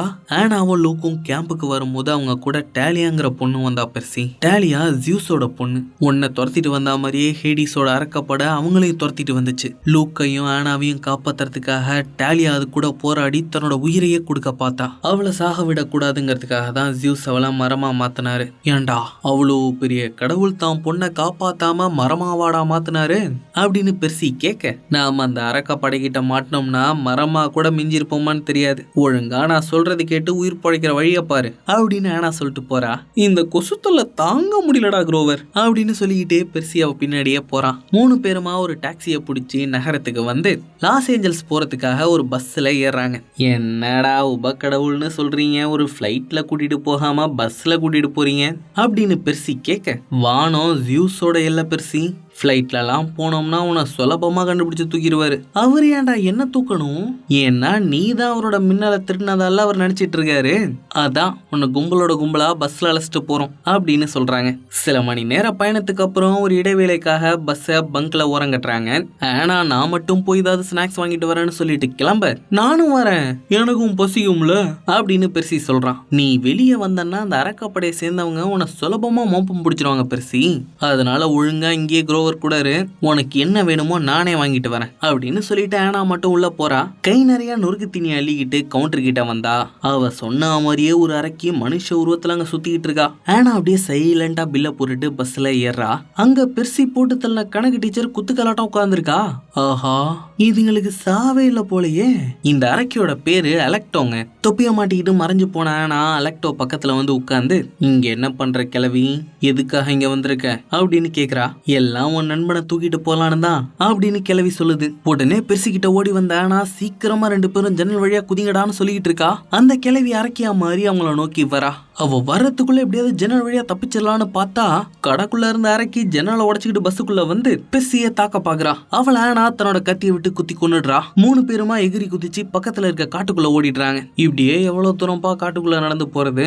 கையில போன் இருந்தாலாச்சும் கேம்புக்கு கால் பண்ணி யார்ட்டையாவது உதவி கேட்கலாம். அதுக்கும் வழி இல்லாம போயிருச்சு. தேடுதல் வேட்டைக்கு வீராப்பா கிளம்பி வந்துட்டு இப்படி காப்பாத்துங்கன்னு கால் பண்ணா அவங்க நம்மள உதவாக்கறன்னு நினைச்சிட மாட்டாங்க. நினைச்சா நினைச்சுக்கிட்டோம், அதனால என்ன போ. டே பெர்சி, ஏன்டா சரியான தொடநடுங்கியா இருக்க? இது தொடநடுங்கியா? யாரு தொடநடுங்கிற? ஒன்னதான். அட சண்டை போடாதீங்கப்பா. உங்களுக்கு ஒரு விஷயம் தெரியுமா? என் மாமா ஃபெர்டினண்ட் இதே காட்டு வழியில தான் வனக்கடவுள் பேனை தேடி போனாரு. இப்ப நாமளும் அதே வழியில போறோம்னு நினைக்கும் போதே எனக்கு ரொம்ப பெருமையா இருக்குப்பா. இந்த தொடநடுங்கிய வச்சுக்கிட்டாடா நீ பெருமைப்படுற? கேம்ப்ல என்னன்னா அந்த கிளரிசா பொண்ணுகிட்ட அந்த அடி வாங்குறான். இங்க என்னன்னா இந்த அரக்கிங்களை பார்த்து இந்த நடுங்கு நடுங்குறான். நாம எவ்வளவு பெரிய வேலையா போயிட்டு இருக்கோம், சும்மா புலம்பிக்கிட்டே இருக்கான்ப்பா. இவ்வளவு பேசுறியே, நீ வேணா உன் அம்மா அத்தைனா கிட்ட உதவி கேட்க வேண்டியதானே? எனக்கும் எங்க அப்பாவுக்கும் தான் பேச்சுவார்த்தை இல்ல. ஆனா நீ உன் அம்மா கூட நல்லா தானே பேசிட்டு இருக்க. அவனை ஒழுங்கா வாய மூட சொல்லு குரோவர். ஹே குரோவர் என்னோட பாதுகாவலன். அவன் என் பக்கம் தான் பேசுவான். அவன் உனக்கு முன்னாடி எனக்கு பாதுகாவலன். எது எனக்கு முன்னாடியா? அப்ப நீ தான் லூக், கேனா, தாலியா 3 பேரையும் கேம்புக்கு கூட்டிட்டு வந்தியா? ஏன்டா அந்த விஷயத்த என்கிட்ட சொல்லவே இல்ல? ஹே, உங்களுக்கு அந்த கறி குழம்பு வாசம் அடிக்குதா? பேச்ச மாத்தாத குரோவர், உண்மையாதான்ப்பா சொல்றேன். பாரு அங்க இருந்து புகை கூட வருது அப்படின்னு சொல்லி அந்த இடத்த நோக்கி அழைச்சிட்டு போறான். அந்த அடர்ந்த காட்டுக்குள்ள ஒரு வீடு இருக்கு. அதோட அந்த இடம் முழுக்க அரக்கர்களோட சிலைகளா இருக்குங்க. அத பசங்க பாத்துக்கிட்டு இருக்கும் போதே அந்த அறைக்கு அலெக்டோ அங்க வந்துடுறா. ஒழுங்கா உங்களுக்கு வாய்ப்பு இருக்கும் போதே நான் சொல்றதை கேட்டு என் கூட வந்துருங்க அப்படின்னு அலெக்டோ சொல்ல, இவ எந்த வாய்ப்பை பத்திப்பா பேசுறா அப்படின்னு பெர்சி கேட்டுட்டு இருக்கும் போதே அந்த அறைக்கு சட்டுன்னு மூஞ்ச முடிக்கிறா. உடனே ஆனாவும் பசங்களை மூஞ்ச முடிக்க சொல்ல, யார பார்த்து எல்லாரும் மூஞ்ச முடிக்கிறாங்கன்னு பார்த்தா அங்க மெடுசா வந்து நிக்கிறா. பாம்பு தலையை காட்டி தான் பாக்குறவங்க எல்லாரையும் கல்லா மாத்துவாளே, அதே மெடுசா தான். அவ தான் இங்க வந்த எல்லா அரக்கர்களையும் சிலையா மாத்தி வச்சிருக்கிறா. என்ன அலெக்டோ, நீயும் உன் தோசுங்க கூட சேர்ந்துக்கிறியா அப்படின்னு கேட்க அவ பயந்து போய் மூஞ்ச மூடிக்கிட்டே நிக்கிறா. சரி உள்ள வாங்க பசங்களா, ஏன் கூட நீங்க இருக்கிற வரைக்கும் இவ உங்களை எதுவுமே பண்ண மாட்டா. அதோட அவ பொசைடன் மகனை தூக்கிட்டு போகாம இங்க இருந்து போக மாட்டாப்பா. உங்களுக்கு எப்படி நான் பொசைடனோட மகன்னு தெரியும்? பொசைடன் உன்னை மகனா ஏத்துக்கிட்ட விஷயம் தான் காட்டு தீ மாதிரி இங்க பரவிட்டு இருக்கே. உங்களுக்கு உயிரோட இருக்கணும்னு ஆசை இருந்துச்சுன்னா ஒழுங்கா உள்ளார வாங்க அப்படின்னு சொல்லிட்டு மெடுசா உள்ள போயிடுறா. என் அம்மா மெடுசாவை பத்தின கதை என்கிட்ட சொல்லியிருக்காங்கப்பா. எனக்கு என்னமோ அவ இந்த அரக்கிய விட மோசமானவளா தெரியல அப்படின்னு சொல்லிட்டு பெர்சி உள்ள போக குரோவரும் பின்னாடியே போறான். என்னடா தனியா என்ன மட்டும் விட்டு போயிட்டீங்கன்னு ஆனா உள்ள வந்துடுறா. உள்ளார மெடுசா பசங்களுக்கு தடப்படலாம் சமைச்சு வச்சிருக்காங்க.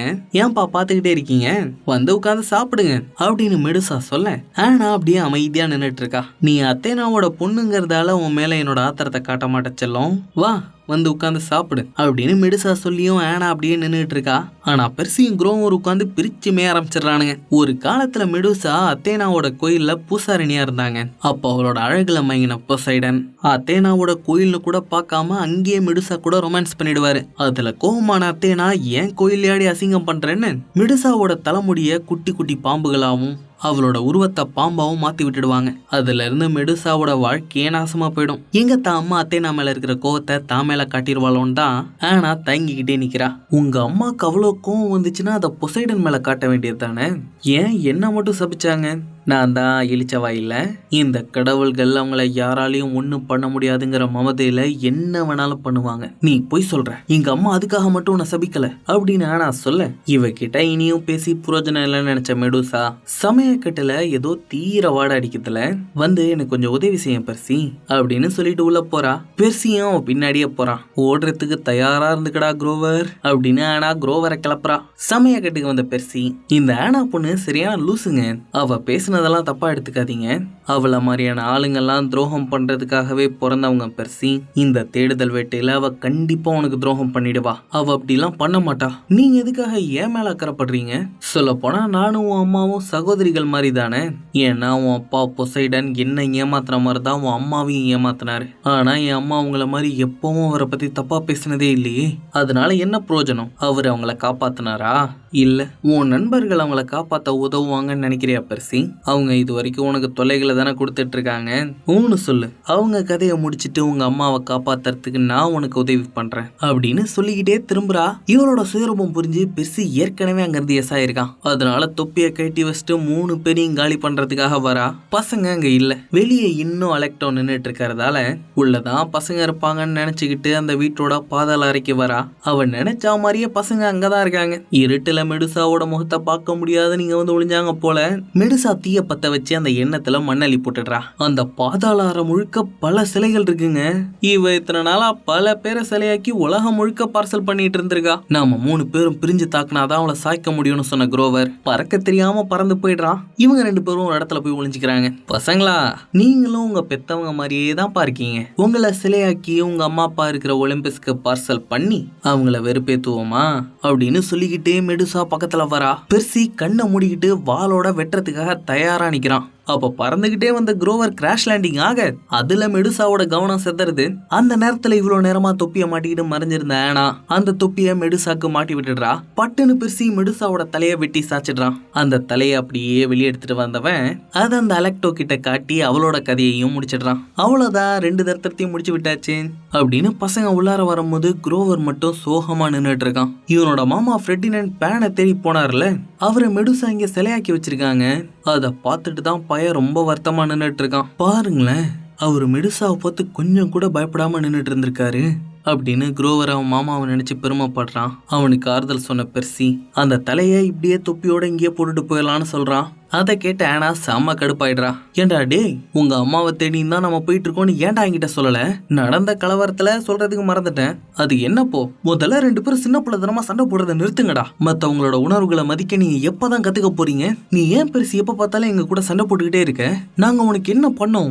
ஏன்னா உங்க 2 பேர்ல யாரோ ஒருத்தர் எனக்கு துரோகம் பண்ணிடுவீங்கன்னு அந்த குறி சொல்ற ஆயா சொன்னாடா. நான் நண்பனா நினைக்கிறவங்க என் முதுகுல குத்திடுவாங்க, அதனால நான் எதை பெருசா நினைக்கிறேனோ அதை என்னால காப்பாத்திக்க முடியாம போயிடும்னு சொன்னான். ஆனா என்னைக்குமே எனக்கு ஒரு நல்ல தோழியாக முடியாது, நீ என்னோட பாதுகாவல, அதனாலதான் நான் உங்க 2 பேரையும் தேர்ந்தெடுத்தேன். ஆனா இப்ப எனக்கு தனியா இருக்கிற மாதிரி இருக்குடா. அப்படி நினைக்காத பெர்சி, நான் உனக்கு துரோகம் பண்ண மாட்டேன். நான் உன்னை அலெக்டோ கிட்ட ஒப்படைச்சா நம்ம தேடுதல் வேட்டைக்கு உதவுறதா பஸ்ல வச்சு அவன் எனக்கு ஒரு வாய்ப்பு கொடுத்தா. ஆனா அதுக்கு பதிலா நான் அவளோட சகோதரியை தான் கொன்னேன். அதே மாதிரிதான் நானும் ஏனா உங்களை ஒப்படைச்சா என் அம்மாவை காப்பாத்த உதவுறதா மெடுசா சொன்னான். ஆனா நான் அவளோட தலையை வெட்டிட்டேன். இப்ப இதுல இருந்தே நாம தனியா இல்லைன்னு உங்களுக்கு புரியுதுல்ல?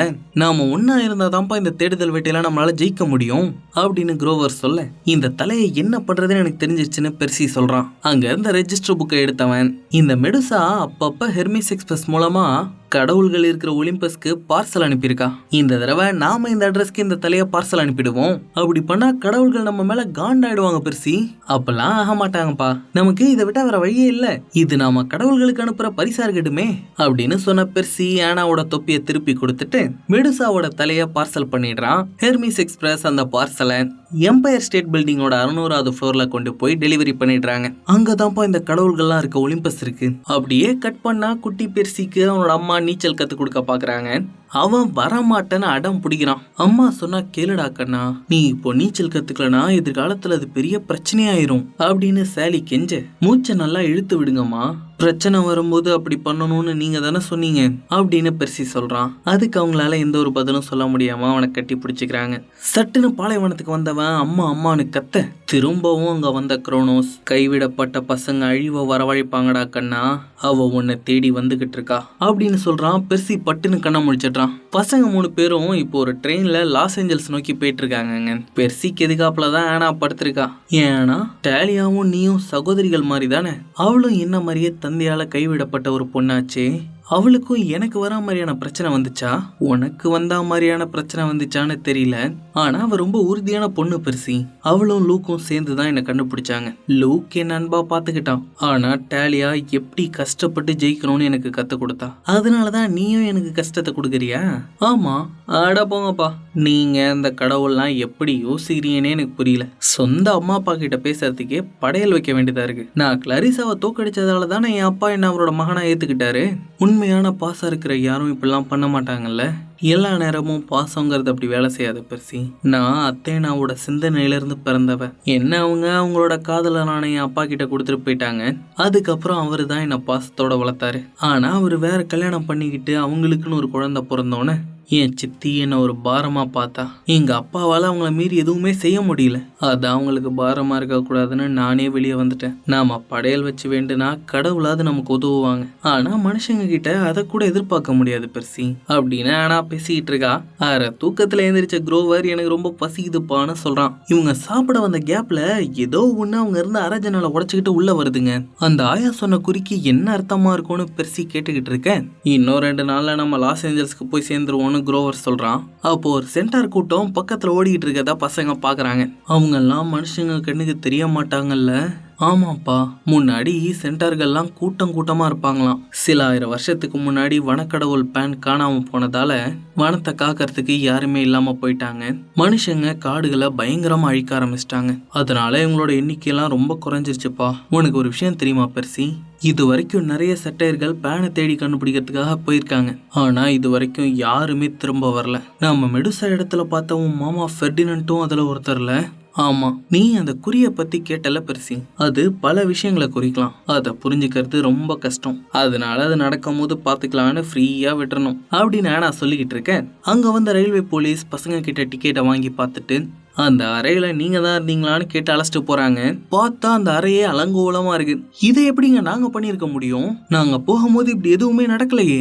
ஆனா அந்த ஆன்டி ஜன்னல் உடைஞ்ச சத்தத்தோட பசங்க கத்துற சத்தமும் கேட்டதா சொல்றாங்களே அப்படின்னு சொன்ன போலீஸ்காரரு பசங்களை அடுத்த ஸ்டேஷன்ல இறக்கி விட்டு அவங்கள கஸ்டடியில வச்சு விசாரிக்கிறதுக்காக 3 பேரையும் கூட்டிட்டு வந்து ஒரு இடத்துல உட்கார வச்சிடுறாரு. ஏம்பா, ஒருவேளை அந்த போலீஸ்காரர் அரக்கனா இருப்பாரோ தெரியலையே. எதுக்காக நாம இருந்த அறைய இந்த அலங்கோலம் பண்ணி வச்சிருக்காங்க? எல்லாரும் நீ தான் ஜியூஸோட மின்னலை திருநதா நினைச்சிட்டு இருக்காங்கல்ல பெர்சி.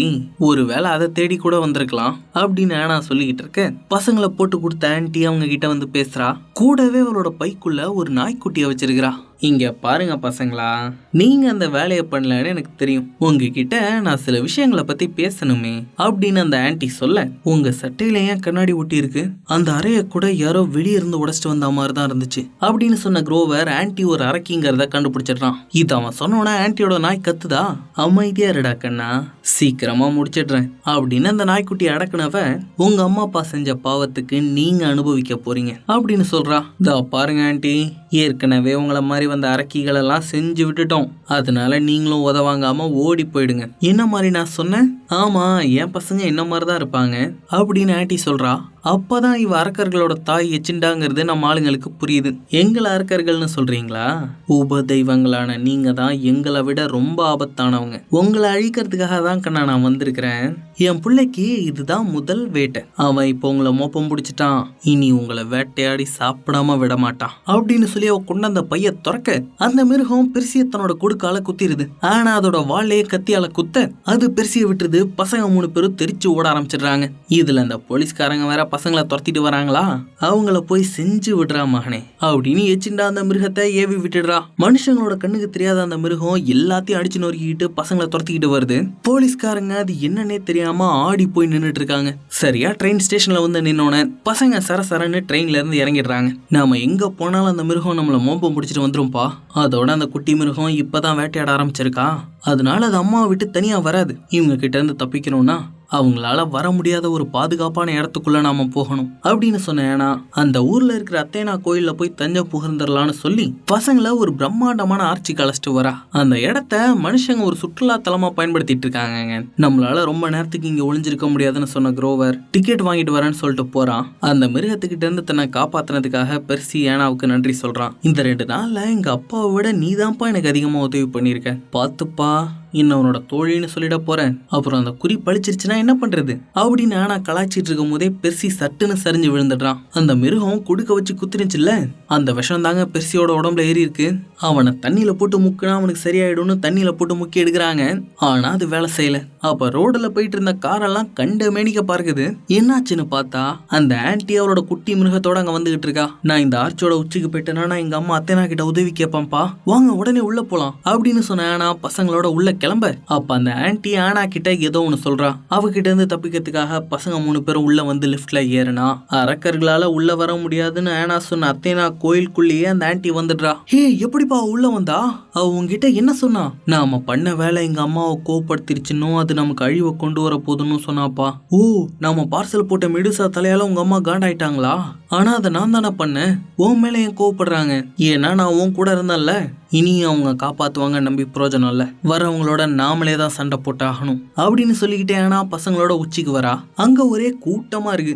அங்க இருக்கிற மக்கள் எல்லாரையும் உடனடியா வெளியேற்றி ஆகணும்னு சொல்லி எமர்ஜென்சி அலார்ம தட்டுறாங்க.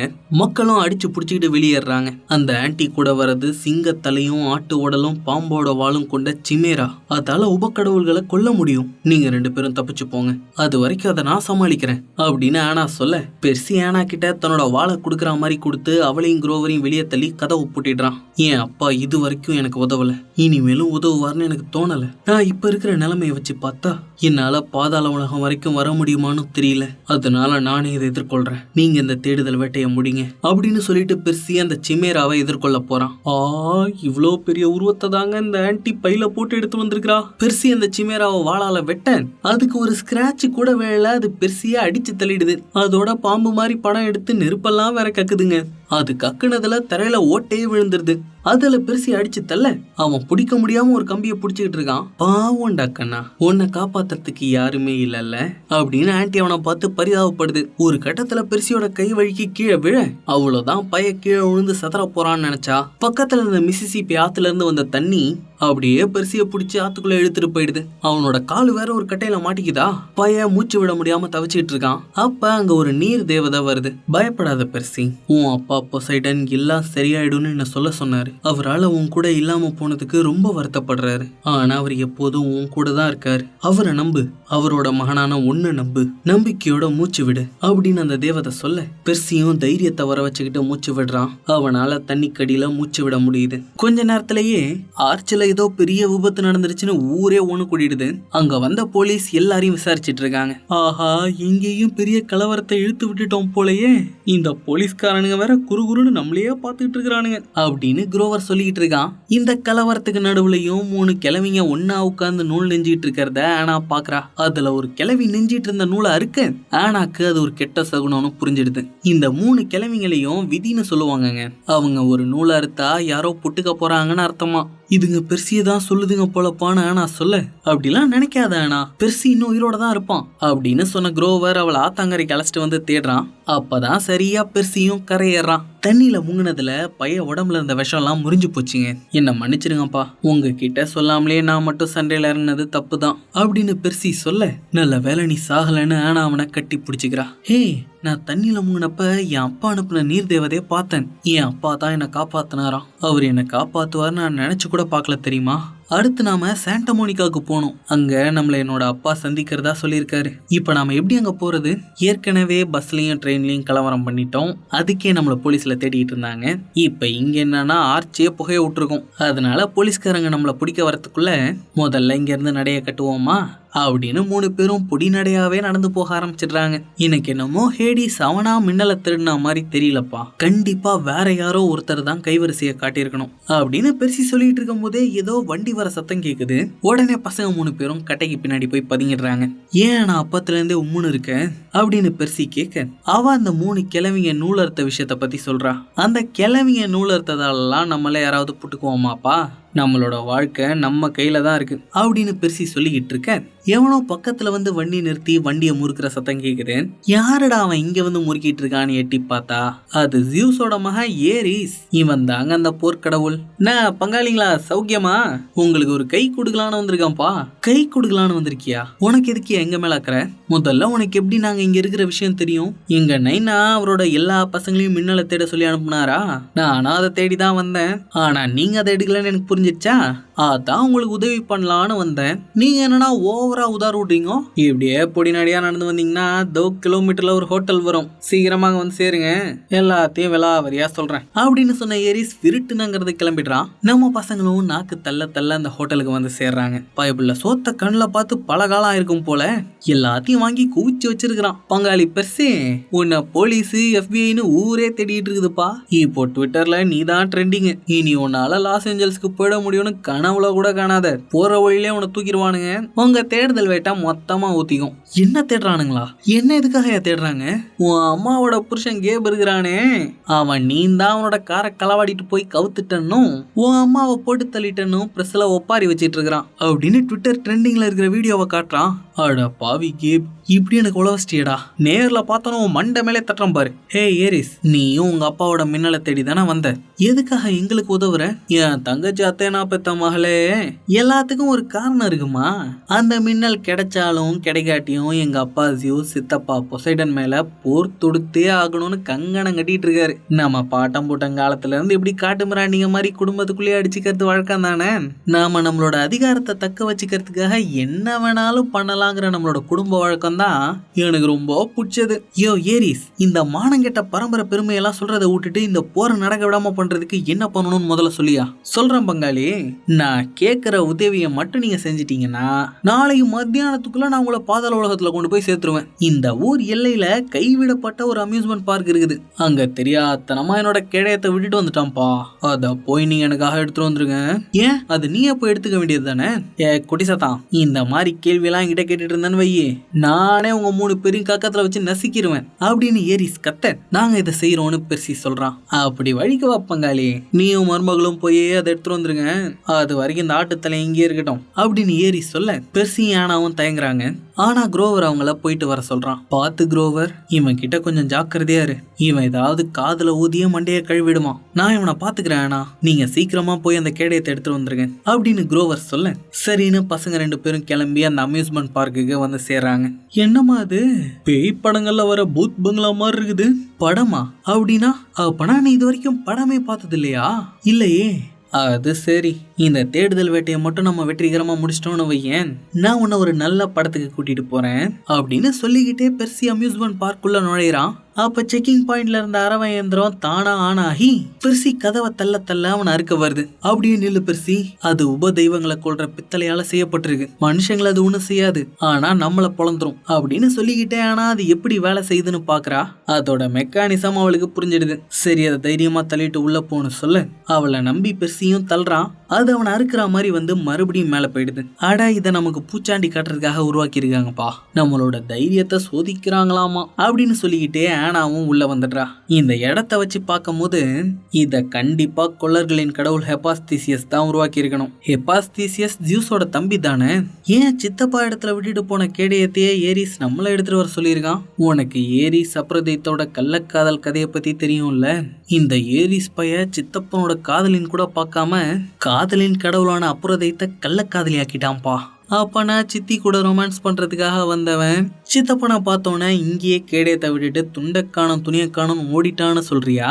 பின்ன நம்ம குடும்பத்துல இருக்கிற எல்லா கடவுளுங்களும் தான் மானங்கெட்டவனுங்களாச்சே அப்படின்னு ஆனா மொத்த கிரேக்க கடவுள்களையும் கழுவி கழுவி ஊத்திக்கிட்டு இருக்கேன். காதல் கப்பல்னு ஒரு இடத்துல மட்டும் பளிச்சுன்னு விளக்குறியுது.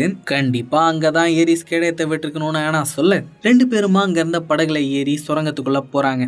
அந்த சுரங்கத்துக்குள்ள ஹெபாஸ்தீசியஸோட காதல் கதை ஓடிக்கிட்டு இருக்குங்க. ஒலிம்பஸ் கடவுள்களையே ஹெபாஸ்தீசியஸ் தான் பார்க்கறதுக்கு ரொம்ப அசிங்கமா இருப்பாருங்கிறதால திருமணத்தின் கடவுளான ஹெராவும் காதலின் கடவுளான அப்ரதைத்தும் அவரோட காதலை நிராகரிச்சிருக்காங்க.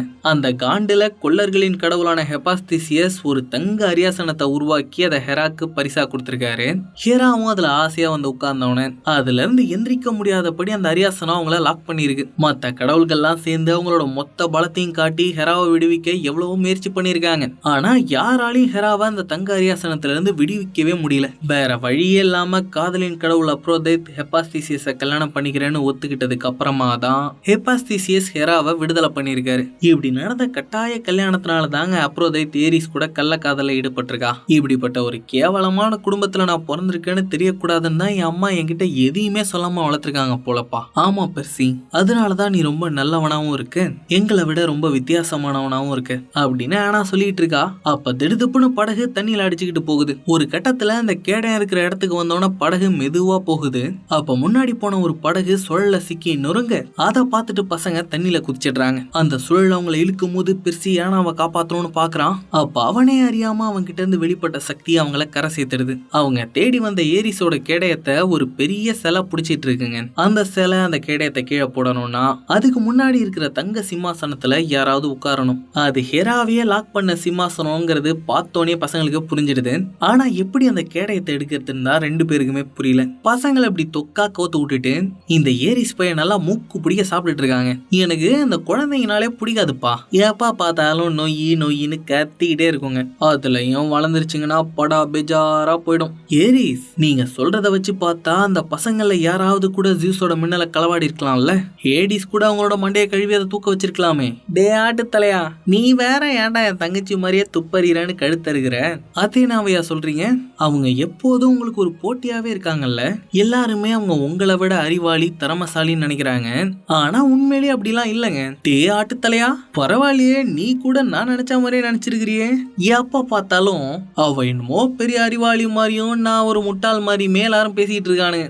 ஆனா அப்படிலாம் இல்ல. ஆமா ஏரிஸ், எனக்கு என்ன தோணுதுன்னா நீங்க மட்டும் அத்தேனாக்கு முன்னாடியே அந்த மின்னலை களவாடின களவாணியை கண்டுபிடிச்சிட்டீங்கன்னு வைங்களேன், உங்க கெத்து என்னங்கிறது எல்லாருக்கும் புரிஞ்சிடும் அப்படின்னு குரோவர் சொல்ல, ஆஹா பாயபுள்ள நம்ம கிட்டே கோத்து வாங்க பாக்குறானே அப்படின்னு ஏரிஸ் உஷாராயிடுறான். இங்க நம்ம பசங்களுக்கு சிம்மாசனத்துல உட்கார்றது மட்டும்தான் கேடயத்தை எடுக்கிறதுக்கான ஒரே வழிங்கிறது புரிஞ்சிடுது.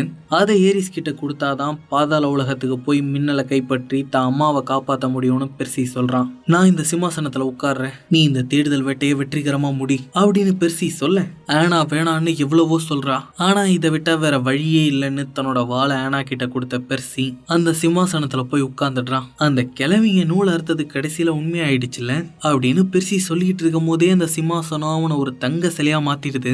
அதுக்கு பின்னாடி இருந்த சிலை கையில இருந்த கேடயத்தை கீழே போட்டுருது. ஆனா அந்த கேடயத்தை எடுக்காம இந்த சிம்மாசனம் ஒரு தொழில்நுட்பம் தானே, கண்டிப்பா இதை சரி பண்ணி பெர்சியை திரும்ப கொண்டு வந்துட முடியும் அப்படின்னு அதை சரி பண்ண பாக்குறா. அப்ப அங்க வந்த ஒரு பெருசு, நீ வெளியே போகணுமா பாப்பான்னு கேட்டு மௌத்தார் கண்ணை வாசிக்கிறாரு. உடனே அங்க இருந்து வெளியேறதுக்கான படிக்கட்டு மேல வருது. இந்த பெருசு தாங்க ஹெபாஸ்திசியஸ். நான் என் நண்பன் இல்லாம இங்க இருந்து போறதா இல்ல அப்படின்னு ஆனா மும்மரமா அந்த சிம்மாசனத்தை சரி செய்ய பாக்குறா. ஆனா அதை யாராலையுமே சரி செய்ய முடியாதுன்னு பெருசு சொல்றாரு. யோ, அவன் இவ்வளவு நல்லவன் தெரியுமாயா? இத்தனை நாளா நானும் உங்களை மாதிரி ஒரு இறக்கமே இல்லாத ஆளா தான் இருந்தேன். ஆனா இவன் தான் தியாகம்னா என்ன, நட்புனா என்னன்னு எனக்கு காட்டினான். நான் அவனை விட்டு எங்கேயும் போறதா இல்ல. முடிஞ்சா உதவி பண்ணுங்க, இல்லனா நான் பண்றத பண்ண விடுங்க அப்படின்னு ஆனா ரொம்ப பிடிவாதமா நிக்கிறா. அதை பார்த்து மனசு இறங்கின பெருசு மௌத்தார் கண்ணை வாசிச்சு பெர்சிய விடுவிச்சிடுறாரு. நீ ஒரு நல்ல பொண்ணு அனபத், கண்டிப்பா உன் அம்மா அத்தேனா கிட்ட நான் உன்னை பத்தி பேசுறேன் அப்படின்னு சொல்லிட்டு பெருசுங்கிறது கிளம்பிடுறாப்ல. ஒரு வழியா பெர்சி ஆனாவும் அந்த கேடயத்தை கொண்டாந்து ஏரிஸ் கிட்ட கொடுக்குறாங்க.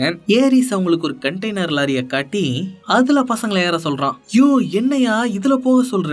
இது இன்னும் சில மணி நேரத்திலேயே லாஸ் வேகாஸ்ல இருக்கிற லோட்டஸ் கெசினோல அவங்கள கொண்டு போய் விட்டுரும் பங்காளி, அது வரைக்கும் நல்லா ஃபன் பண்ணிட்டே போங்க அப்படின்னு சொல்லி ஒரு பைய ஏரிஸ் கொடுக்குறான். இதுல உங்களுக்கான மாத்து துணி, செலவுக்கான பணம், ஹெர்மிஸை கூப்பிட டிராக்மாஸ்னு எல்லாம் இருக்கு. இதோட நம்மளோட கொடுத்தல் வாங்கல் முடிஞ்சிருச்சு. இனி அதிர்ஷ்டங்கிறது உங்களுக்கு இருந்துச்சுன்னா ஜெயிக்கிறீங்களான்னு பார்க்கலாம். நாங்க கண்டிப்பா இந்த தேடுதல் வேட்டையில வெற்றி பெறுவோம் ஏரிஸ். நான் யாருங்கிறத நீயே பார்க்க தான் போறேன் அப்படின்னு பெர்சி ஏரிஸ் கிட்ட தொகுற, குரோவர் அவனை சமாதானப்படுத்தி வண்டியில ஏத்துறான். ஏரிஸ் கதவை மூடிடுறான். கண்டெய்னர் பயங்கரமா கப்படிக்குதுல.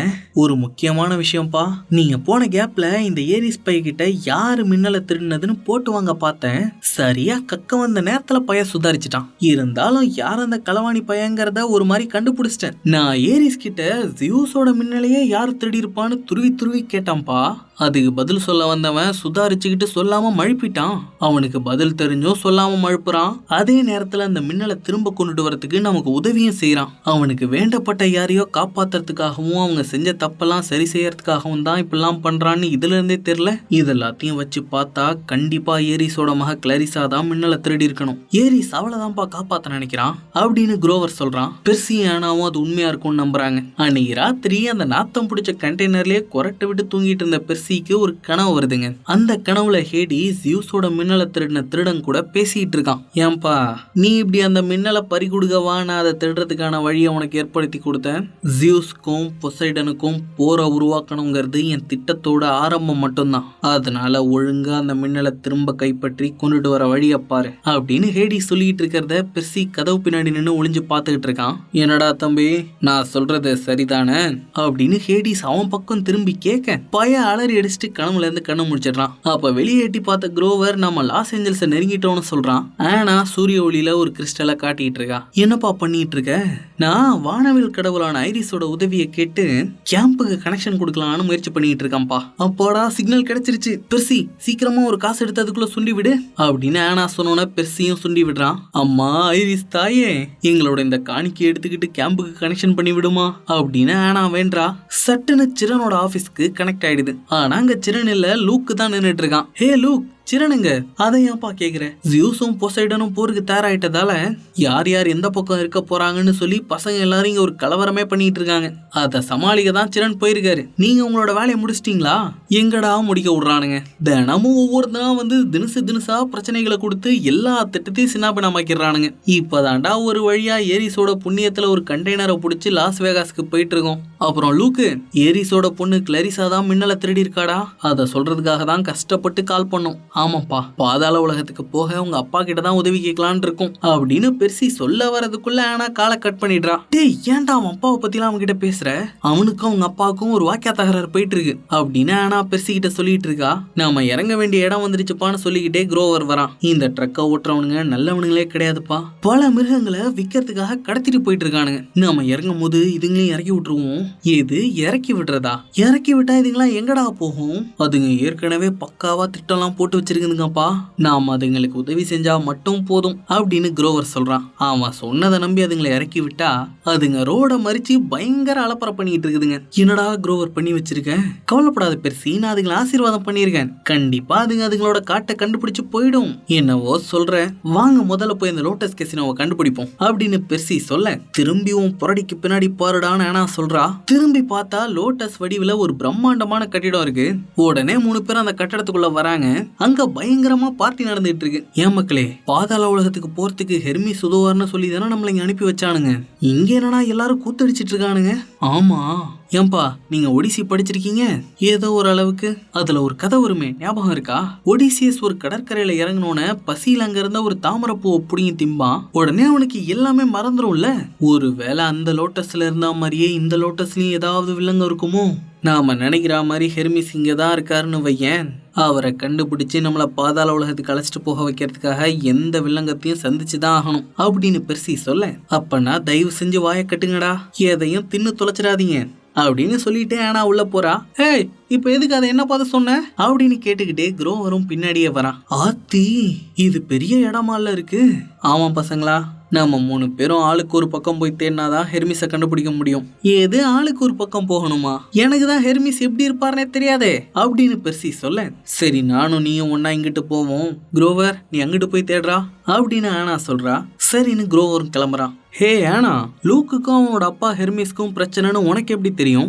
அதுவா, குரோவர் எங்களை கண்டுபிடிக்கிறதுக்கு முன்னாடி நானும் லூக்கும் தானே ஒன்னா இருந்தோம். அதனால லூக்கை பத்தி எல்லாரையும் விட எனக்கு தான் நல்லா தெரியும். லூக்கோட அம்மா ஒரு சீர்ப்பா. அவங்களால நடக்க போறத முன்கூட்டியே கனவுல பார்க்க முடியும்.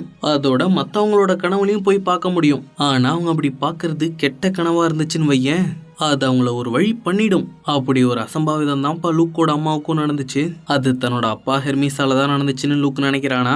அதான் அவன் அவனோட அப்பா கூட ஒட்டுறதே இல்லை. ஹெர்மிஸும் லூக்கை சமாதானப்படுத்துறதுக்காக என்னென்னமோ பண்ணி பார்த்தாரு. எதுவுமே வேலைக்காகல. ஓ, இவ்வளோ பெரிய வரலாறே இருக்கா? ஆனா நான் ஒன்னு சொன்னா என்ன கிறுக்கன்னு நினைக்க மாட்டியே? இனிமே தான் அப்படி நினைக்கணுமா? சும்மா சொல்லுடா. அது ஒன்றும் இல்லை, எனக்கும் லூக் அம்மாவுக்கு வந்த மாதிரியான கனவுகள் வருதுப்பா அப்படின்னு அவன் ஹேடிஸோட கனவுக்குள்ள போனதை பத்தியும் அங்க ஹேடிஸ் மின்னல் திருடன் கூட பேசிட்டு இருந்ததை பத்தியும் சொல்றான். ஹேடிஸோட கனவுக்குள்ளே எட்டி பாத்தியா? பலே ஆளுதான் பெர்சினி. ஆனா அந்த மண்டப்பை அப்படி என்னதான் திட்டம் போட்டிருக்கான்னு தெரியலையே. நாம இப்ப என்ன பண்றது? நம்ம சீக்கிரமா ஹெர்மிஸை கண்டுபிடிச்சு பாதாள உலகத்துக்கு கூட்டிட்டு போறதுக்கு முன்னாடி சாண்டா மோனிகாவுக்கு கூட்டிட்டு போக சொல்லுவோம். அங்க போய் இந்த விஷயத்த உன் அப்பா பொசைடன் கிட்ட சொன்னாவது அவராவது ஏதாவது செய்வாரு அப்படின்னு நான் சொல்றான். இன்னொரு பக்கம் குரோவர் ஹெர்மிஸை தேடி போயிட்டு இருந்தான்ல, அவன் போற வழியில ஒரு சட்டையை நின்றுட்டு இருக்கிறத பாக்குறான். அவரு இவனை பார்த்தோன்னு அப்படியே நழுவ பாக்குறாரு. ஆனா குரோவர் அவர் பின்னாடியே வந்து அவரை தடுத்து நிறுத்திடுறான். அகஸ்டஸ் ஐயா, நான் தாங்க ஐயா குரோவர், ஃபெர்டினண்ட் மாமாவோட மருமக புள்ள. என்ன உங்களுக்கு ஞாபகம் இல்லையா அப்படின்னு குரோவர் கேட்டுட்டு இருக்கான். அதுக்கு பதில் சொல்லாம அவர் என்னத்தையோ வாயில போட்டு அரைச்சிட்டு இருக்காரு. ஐயோ, நீங்க தாமரையை தின்னுட்டீங்களா? நாசமா போச்சு. ஃபெர்டினண்ட் மாமா உங்களை பத்தி தான் எப்ப பார்த்தாலும் பேசிட்டே இருப்பாருயா. உங்களை மாதிரியே அவரும் பேனை தேடி தான் வந்தாரு. ஆனா எதிர்பாராத விதமா நியூ ஜெர்சிலேயே சிலையாயிட்டாரு அப்படின்னு குரோவர் சொல்ல, நீ இப்ப பேன் நான் சொன்னேன். ஆமால, நான் பேனை கண்டுபிடிக்கிறதுக்காக தான் வந்தேன். நான் பேனை கண்டுபிடிச்சேன்னு தெரியுமா? என் கூட வா, நான் காட்டுறேன் அப்படின்னு சொல்லி கூட்டிட்டு போறாரு. ஓ, காட்டின் கடவுள் இங்கதான் மறைஞ்சிருக்காரா அப்படின்னு கேட்டுக்கிட்டே குரோவர் அவர் பின்னாடியே வரான். ஆனா கொஞ்சம் தூரம் போனோடனே அவர் எல்லாத்தையும் மறந்துட்டுறாரு. ஏங்க, முதல்ல இந்த தாமரை பூ தின்றதை நிறுத்துங்க. இதனாலதான் எல்லாத்தையும் மறந்து போறீங்க. தாமரை பூவா? இது சிப்ஸ் தம்பி. எது சிப்ஸா? நீங்க தாமரையை தின்னு எல்லாத்தையும் மறக்கலனா எப்படி எல்லாத்தையும் மறந்துட்டு இருக்கீங்க அப்படின்னு குரோவர் சுத்தி முத்தி பார்த்துட்டு இருக்கான். சட்டுன்னு அவனுக்கும் எல்லாம் மறந்துடுது. இன்னொரு பக்கம் ஆனாவும் பெர்சியும் ஹெர்மிஸை தேடி கண்டுபிடிக்கிறாங்க. ஹெர்மிஸ் அங்க சொகுசா சுதாடிட்டு இருக்காரு. அவர்கிட்ட வந்த பசங்க பாதாள உலகத்துக்கு போறதுக்கு உதவி பண்ண சொல்லி கேக்குறாங்க. எத்தனை பேர் தான்ப்பா பாதாள உலகத்துக்கு போகணும்னு கிளம்பி வந்திருக்கீங்க? ஏற்கனவே அங்க போனவங்களோட கதிலாம் என்னாச்சுன்னு உங்களுக்கு தெரியுமா? போங்க, ஒழுங்கா போய் பழைக்கிற வழியை பாருங்க அப்படின்னு சொல்லி ஹெர்மிஸ் பசங்களை பத்தி விட பாக்குறாப்ல. நாங்க உங்க பையன் லூக்கோட நண்பர்கள் தான் ஹெர்மிஸ். நீங்க மட்டும் எங்களுக்கு உதவுனீங்கன்னா லூக்குக்கு உங்க மேல ஒரு நல்ல அபிப்பிராயம் வரும் அப்படின்னு நான் சொல்ல, கடவுளா இருக்கிறத விட பெத்தவனா இருக்கிறதாம்பா பெரிய கஷ்டமா இருக்கு. இந்த பசங்களுக்கு எது பிடிக்கும் எது பிடிக்காதுன்னு புரியவே மாட்டேங்குது அப்படின்னு சொல்லி பசங்க ரெண்டு பேரையும் அவரோட ஆபீஸ்க்கு அழைச்சிட்டு வராரு. ஹே பொண்ணு, நான் போன தடவை லூக்க பார்க்க வந்தப்ப நீ அங்க இருந்தல்ல? ஆமா, நீங்க ரெண்டு பேரும் வாக்குவாதம் பண்ணிட்டு இருந்ததா நான் கேட்டுட்டு தானே இருந்தேன். என்ன கேட்டா அவன் நினைக்கிற மாதிரி அவனோட அம்மா இறந்ததுக்கு நீங்க காரணம் இல்லைங்க. நீங்க மட்டும் நாங்க பாதாள உலகத்துக்கு போறதுக்கும் ஜியூஸோட மின்னலை திரும்ப கொண்டு வரதுக்கு உதவுனீங்கன்னா கண்டிப்பா லூக்குக்கு உங்க மேல ஒரு நல்ல அபிப்பிராயம் வரும். இங்க பாரு பாப்பா, நான் என் மகனுக்கும் அவனோட அம்மாவுக்கும் உதவுறதுக்கு எவ்வளவு முயற்சி பண்ண தெரியுமா? ஆனா அந்த எல்லா முயற்சியும் சின்னாபினமா தான் போய் முடிஞ்சது. இப்ப நீங்க சொல்ற மாதிரி நான் உங்களுக்கு உதவி பண்ணி உங்களுக்கும் மத்தவங்களுக்கு நடந்த அதே கதி நடந்துச்சுன்னு வையேன், அது இன்னும் பிரச்சனையில தான் போய் முடியும் அப்படின்னு சொன்ன ஹெர்மிஸ் பசங்களுக்கு உதவி பண்ண முடியாதுன்னு சொல்லிடுறாரு. இனியும் இந்த ஆளுகிட்ட பேசி பிரோஜனம் இல்லைன்னு சொல்லிட்டு ஆனா கிளம்பிடுறா. உங்களை நம்பி இவ்வளவு தூரம் வந்ததுக்கு சிறப்பா செஞ்சிட்டீங்கல்ல அப்படின்னு பெர்சியும் கிளம்ப, உன் அப்பா தாண்டா கண்ணா உங்ககிட்ட இருந்து என்ன தள்ளியே இருக்க சொன்னாரு. உன்னால தடுக்க முடியாத ஒரு விஷயத்துக்காக நீ போராடுறத பார்க்கவே அவருக்கு ரொம்ப கஷ்டமா இருக்கான். என்னங்க சொல்றீங்க? உங்ககிட்ட அப்படி சொன்னவரு என்னையே சாண்டா மோனிகால வந்து பாருன்னு சொன்னாரு. அதுதான்ப்பா பெத்தவங்க. உங்களுக்கு உதவி செய்யவும் தோணும், நீங்க ஆபத்துல போய் மாட்டிக்கிறத தடுக்கணும்னு தோணும். நீங்க என்ன வேணாலும் பண்ணிட்டு போங்க, நான் ஜெயிக்கிற வரைக்கும் ஓய போறது இல்ல. ஆனா அது இனிமே பிரயோஜனப்படாதேடா கண்ணா, ஏன்னா உங்களுக்கு கொடுக்கப்பட்ட ஒரு வார கெடு கடந்து போச்சு அப்படின்னு ஹெர்மிஸ் சொல்ல, அதை கேட்டு அதிர்ச்சியான பெர்சி நேரா ஆனா கிட்ட ஓடி வந்து விஷயத்த சொல்றான். அந்த ஹெர்மிஸ் நம்மள நல்லா செஞ்சு விட்டாருப்பா. நம்மள அவரோட ஆபீஸ் கழிச்சிட்டு போய் நேரம் கடத்திட்டாரு. நமக்கு வேணா இங்க வந்து 20 நிமிஷம் ஆன மாதிரி இருக்கலாம், ஆனா நாம இங்க நாள் கணக்கா இருந்திருக்கோம். இங்க நேரம் மொத்தமா வேற மாதிரி வேலை செய்யுதுப்பா. இதுக்கெல்லாம் காரணம் அந்த லோட்டஸ் ஃப்ரூட் தானா? அதை ஸ்ப்ரே ஆக்கி காத்துல அடிச்சு விட்டுருக்கானுங்கப்பா. அப்படி போடு. இதுக்காக தான் நம்மள உட்கார வச்சு நல்லா வாழைப்பழம் மாதிரி பேசினாரா? சரி வா, இனி நாமளே பாதாள உலகத்துக்கு போவோம். எப்படி போறது? தோ இதை வச்சுதான். ஹெர்மிஸோட வண்டி சாவியவே சுட்டுட்டியா? பின்ன நம்ம கையில பல வித்தருக்கு பெருசி. ஹெர்மிஸோட இந்த காரை வச்சு நம்ம எங்க வேணும்னாலும் போலாம். சரி வா, முதல்ல போய் குரோவரை கண்டுபிடிப்போம். எது குரோவரா? யாருப்பா அவன் அப்படின்னு கேட்ட பெர்சிக்கு அப்பதான் குரோவருங்கிற ஒரு கேரக்டர் அவங்க கூட வந்ததே ஞாபகம் வருது. அப்ப அந்த பக்கமா அகஸ்டஸ் வர்றாரு. அவரு பசங்களை பார்த்தோன்னே தெரிச்சு ஓட, இந்த ஆட்டுக்கால் பெருசு நம்மளை பார்த்து எதுக்கு தெரிச்சு ஓடுது அப்படின்னு அவரை துரத்தி பிடிச்சி குரோவர் எங்கன்னு கேக்குறாங்க. அவரு அவனை பேனை கண்டுபிடிக்கிறதுக்காக விட்டுட்டு வந்திருக்கிறதா சொல்றாரு. இவரு பேனை கண்டுபிடிச்சதா சொன்னது நிஜத்துல இல்லைங்க, விர்ச்சுவல் ரியாலிட்டி கேம்ல. அந்த கேம் சென்டர்ல தான் குரோவரையும் விட்டுட்டு வந்திருக்காரு. அங்க வந்த பசங்க அதை கழட்டி விட்டு சொல்லிட்டு நேரம் ஆயிடுச்சு வாடான்னு சொல்றாங்க. அவனுக்கு அவங்க யாருன்னு சுத்தமா ஞாபகத்துக்கே வர மாட்டேங்குது. சரியா நான் பேனை கண்டுபிடிக்க போன நேரத்துல என்ன பிடிச்சி இழுத்துட்டு வந்துட்டீங்களேப்பா. டேய் அது உண்மை இல்லடா, நாம இப்ப உண்மையான தேடுதல் வேட்டைக்கு போய் ஆகணும். எது தேடுதல் வேட்டையா? நானும் உங்க கூட வரேன் அப்படின்னு குரோவர் சொல்ல அவனையும் பார்க்கிங்க்கு இழுத்துட்டு வராங்க. அந்த கேம் உண்மை மாதிரியே இருந்துச்சுப்பா. நான் பேனை கிட்டத்தட்ட கண்டுபிடிச்சிட்டேன் தெரியுமா அப்படின்னு குரோவர் சொல்லிக்கிட்டு இருக்க, டே பசங்களா இதை வந்து பாருங்கடான்னு ஆனா கூப்பிடுறா, பத்திரமா போயிட்டு வாங்க பசங்களா அப்படின்னு ஹெர்மிஸ் அவரோட டாக்ஸி மேல பேப்பர் ஒட்டி வச்சிருக்காப்ல. எப்படியும் அவன் சாவியை சுற்றுப்பான்னு ஹெர்மிஸ்க்கு தெரிஞ்சிருக்குப்பா. சரி இதை யாருக்கு ஓட்ட தெரியும் அப்படின்னு பெர்சி கேட்க, சத்தியமா எனக்கு தெரியாதுப்பான்னு குரோவர் சொல்றான். ஆனா எனக்கு சுத்தமா அவசரம் பத்தாதுன்னு சொல்லிடுறா. சரி அப்ப நானே முயற்சி பண்றேன் அப்படின்னு சொல்லிட்டு வண்டி எடுத்த பெர்சி வண்டியை கண்ணா பின்னாடி எடுத்து மோதிடுறான். இருந்தாலும் ஒரு வழியா தட்டி தடுமாறி பார்க்கிங்ல இருந்து வெளியே வரான். அப்ப அங்க வந்து ஒரு பெரிய ட்ரக் டாக்ஸியை அடிச்சு தூக்குது. அவ்வளவுதான் கதை முடிஞ்சதுன்னு பார்த்தா சட்டுன்னு டாக்ஸி சாண்டா மோனிகா கடற்கரையில வந்து நிக்குது. வண்டி பொசைடனை சந்திக்கிறதுக்காக இவங்களை இங்க கூட்டிட்டு வந்து விட்டுருக்குங்க. சரி நான் போய் அப்பாவை பார்த்துட்டு வரேன்னு சொன்ன பெர்சி கடலுக்குள்ள இறங்குறான். நீந்தி உள்ள வந்தா அங்க பொசைடன் இல்ல, அவரோட அசிஸ்டன்ட் நீர் தேவதை தான் இருக்காங்க. நான் ரொம்ப தாமதமா வந்துட்டேன்ல. ஆமாப்பா, உனக்காக பொசைடன் இவ்வளோ நேரமா இங்கேயே தான் காத்துட்டு இருந்தாரு. ஆனா ஜியூஸ் உங்களுக்கு கொடுத்த கெடு முடிஞ்சதால போருக்கு தயாராகிறதுக்கு அவர் கிளம்பிட்டாரு. நீ இங்க வந்தன்னா இது உன்னோட தப்பு இல்ல, நீ ரொம்ப வலிமையாவும் தைரியமாவும் செயல்பட்ட, உன்னை நினைச்சவர் ரொம்ப பெருமைப்படுறாரு அப்படின்னு சொல்ல சொன்னாரு. அது மட்டும் இல்லாம உன்னோட தேடுதல் வேட்டையை இதோட நிறுத்திக்க சொன்னாரு. நீங்க சொல்றது எனக்கு நல்லா புரியுது நீர் தேவதையே, ஆனா கண்டிப்பா நான் இதோட நிறுத்த போறதில்ல. ஏன்னா போற தொடங்குறது மட்டும் ஹேடிஸோட திட்டம் இல்ல, அவன் இன்னும் பெருசா ஏதோ ஒரு திட்டம் போட்டிருக்கான் அப்படின்னு பெர்சி சொல்ல நீர் தேவதை அவனையே பார்த்துட்டு இருக்காங்க. இதெல்லாம் ஏற்கனவே அப்பாக்கு தெரியும்ல. ஆமாப்பா, இருந்தும் ஒரு போருக்கு போயிருக்காரு. நான் கண்டிப்பா எடுத்த காரியத்தை முடிக்க தான் போறேன். இந்த போரை நிறுத்துறதுக்கு நீங்களாவது எனக்கு உதவி பண்ணுங்களேன் அப்படின்னு பெர்சி கேக்குறான். நீயும் அப்பா மாதிரியே தாண்டா கண்ணா இருக்க அப்படின்னு சொன்ன நீர் தேவதை 4 முத்துக்களை கொடுக்குறாங்க. இது உங்களை பாதாள உலகத்துல இருந்து வெளியே அழைச்சிட்டு வரும். 4 பேரும் பத்திரமா வந்து சேருங்க அப்படின்னு சொல்றாங்க. ஹெர்மிஸோட காரு கட்டில் மெத்த விற்கிற ஒரு கடையில கொண்டாந்து பசங்களை விடுதுங்க. ஏன்னா அந்த கடைக்குள்ளதான் பாதாள உலகத்துக்கு போறதுக்கான நுழைவாயில் இருக்கு. அந்த கடையை ப்ரோக்ரஸ்டஸ்ங்கிற ஒரு கிழவன் நடத்திட்டு இருக்கான். இந்த கிழவனும் பொசைடனோட ஒரு மகன் தானா, ஆனா பயணிகளை கொல்லக்கூடிய கொடூரமானவன். அதனாலதான் பாதாள உலகத்துக்கு போறதுக்கான நுழைவாயில தேடி வர எல்லாரையும் அவன் கடையில இருக்கிற மெத்தையில உட்கார சொல்லி அதுல அவங்களை அப்படியே லாக் பண்ணி கொண்டுட்டு இருக்கிறான். இத நம்ம பெருசி நல்லாவே புரிஞ்சுக்கிறானா. அதனால என்கிட்ட உன் வேலையை காட்டாம என்ன பாதாள உலகத்துக்கு அனுப்பி விடுன்னு பெருசி கேக்குறான். அனுப்பி வைக்கிறான் பங்காளி, அதுக்கு முன்னாடி வா வந்து இந்த மெத்தையில உட்காரு அப்படின்னு சொல்ல மறைஞ்சிருந்த ஆனா அவனை மெத்தையில தள்ளி விட்டு லாக் பண்ணிடுறா. ஏன்டா கிழவா, வர எல்லாரையும் மெத்தையில லாக் பண்ணி போட்டு தள்ளுறியா? எனக்கு வர ஆத்திரத்துக்கு உன் தலையை அப்படியே தனியா கட்டிடுவேன். ஆனா வேற ஒரு முக்கியமான வேலை இருக்குங்கிறதால அப்படியே விட்டுட்டு போறேன் அப்படின்னு ஆனா சொல்றா. அப்ப மெதுவா கதவை திறந்து கடைக்குள்ள எட்டி பார்த்த குரோவர், என்னப்பா எல்லாம் நல்லபடியா முடிஞ்சுதா, பாதாள உலகத்துக்கு போலாம்ல அப்படின்னு கேட்க 3 பேருமா நுழைவாயில் கிட்ட வராங்க. குரோவர் அந்த கதவை திறந்தோன்னா போனா வாட அடிக்குதா, பய ஒரே பதட்டம் ஆயிடுறான். பக்கத்துல இந்த ஸ்மைலி பாலை பார்த்தேன், நான் அவங்க கிட்ட அதை கொடுத்து இதனால அமுக்கிக்கிட்டே இருக்கு குரோவர், சீக்கிரமாவே பதட்டம் கம்மியாயிடும் அப்படின்னு சொல்றா. அவனும் அதை வாங்கி தன்னோட பதட்டத்தை கம்மி பண்ணிக்கிறான். அப்ப பெர்சி அந்த நீர் தேவதை கொடுத்த முத்துல இருந்து ஆளுக்கு ஒரு முத்தை கொடுத்து ஏதாவது ஆபத்து வந்தா உடனே எசாயிடுங்கப்பான்னு சொல்றான். 3 பேரும் முத்தோட அந்த நுழைவாயில் வழியா பாதாள உலகத்துக்கு வராங்க. அங்க சேரான்ங்கிற ஒரு வாயில் காவலன் இருக்காங்க. அவன் தான் செத்து நரகத்துக்கு வர எல்லாருக்கும் டோக்கன் கொடுத்து உள்ளார அனுப்பிட்டு இருக்கான். அவன் கிட்ட லஞ்சம் கொடுத்து எப்படியாவது உள்ளார போயிடலான்னு ஆனா சொல்றா. இந்த குரோவர் வேற சும்மா பாலை பிடிச்சி அமுக்கிட்டு இருக்கானா, அதை குடுறான்னு ஆனா வாங்கி வச்சுக்கிறா. கோயில்ல உண்டை கட்டி வாங்கறதுக்கு கூடின மாதிரி ஒரு கூட்டத்துக்குள்ள பசங்க 3 பேரும் முண்டி அடிச்சுட்டு முன்னாடி வராங்க. அவங்க இன்னும் சாகல, உயிரோட தான் இருக்காங்கிறத அந்த வாயிற்காவலன் மோப்பம் பிடிச்சே கண்டுபிடிச்சிடுறான். எல்லாருமே ஒரு நாள் சாகதானப்பா போறோம், உங்க உலகத்துக்கு காசெல்லாம் வச்சுக்கிட்டு எங்களை அப்படியே உள்ளார விட்டுறேன் அப்படின்னு பெர்சி சொல்றான். அவன் பசங்களை மேலையும் கீழையும் பார்த்துட்டு ஒரு விசில் எடுத்து ஊத அங்க வந்து ஒரு பெரிய 3 தலை நாய் பொறையா பார்த்த மாதிரி பசங்களை துரத்த ஆரம்பிச்சிடுது. ஆடா பாவி, காசையும் வாங்கிட்டு இது கூட கோத்து விட்டுட்டியடா, எடுங்கடா ஓட்டத்தை அப்படின்னு 3 பேரும் தலை தெறிக்க விட ஆரம்பிச்சிடுறாங்க. விடாது கருப்பு மாதிரி அவங்கள விடாம துரத்திட்டு வந்த நாய் குரோவரை ஒரே கவ்வா கவிடுது. அதனால ஆனா பெர்சியை இன்னொரு பக்கம் போக சொல்றா. பிரிஞ்சு போன 2 பேரையும் பிடிக்கிறதுக்கு ஒவ்வொரு தலையும் ஒரு பக்கம் திரும்புதா. அதனால நாய் பொத்துன்னு விழுந்துருது. அது மட்டும் இல்லாம கீழே விழுந்த நாய் அப்படியே அமைதியாவும் ஆயிடுது.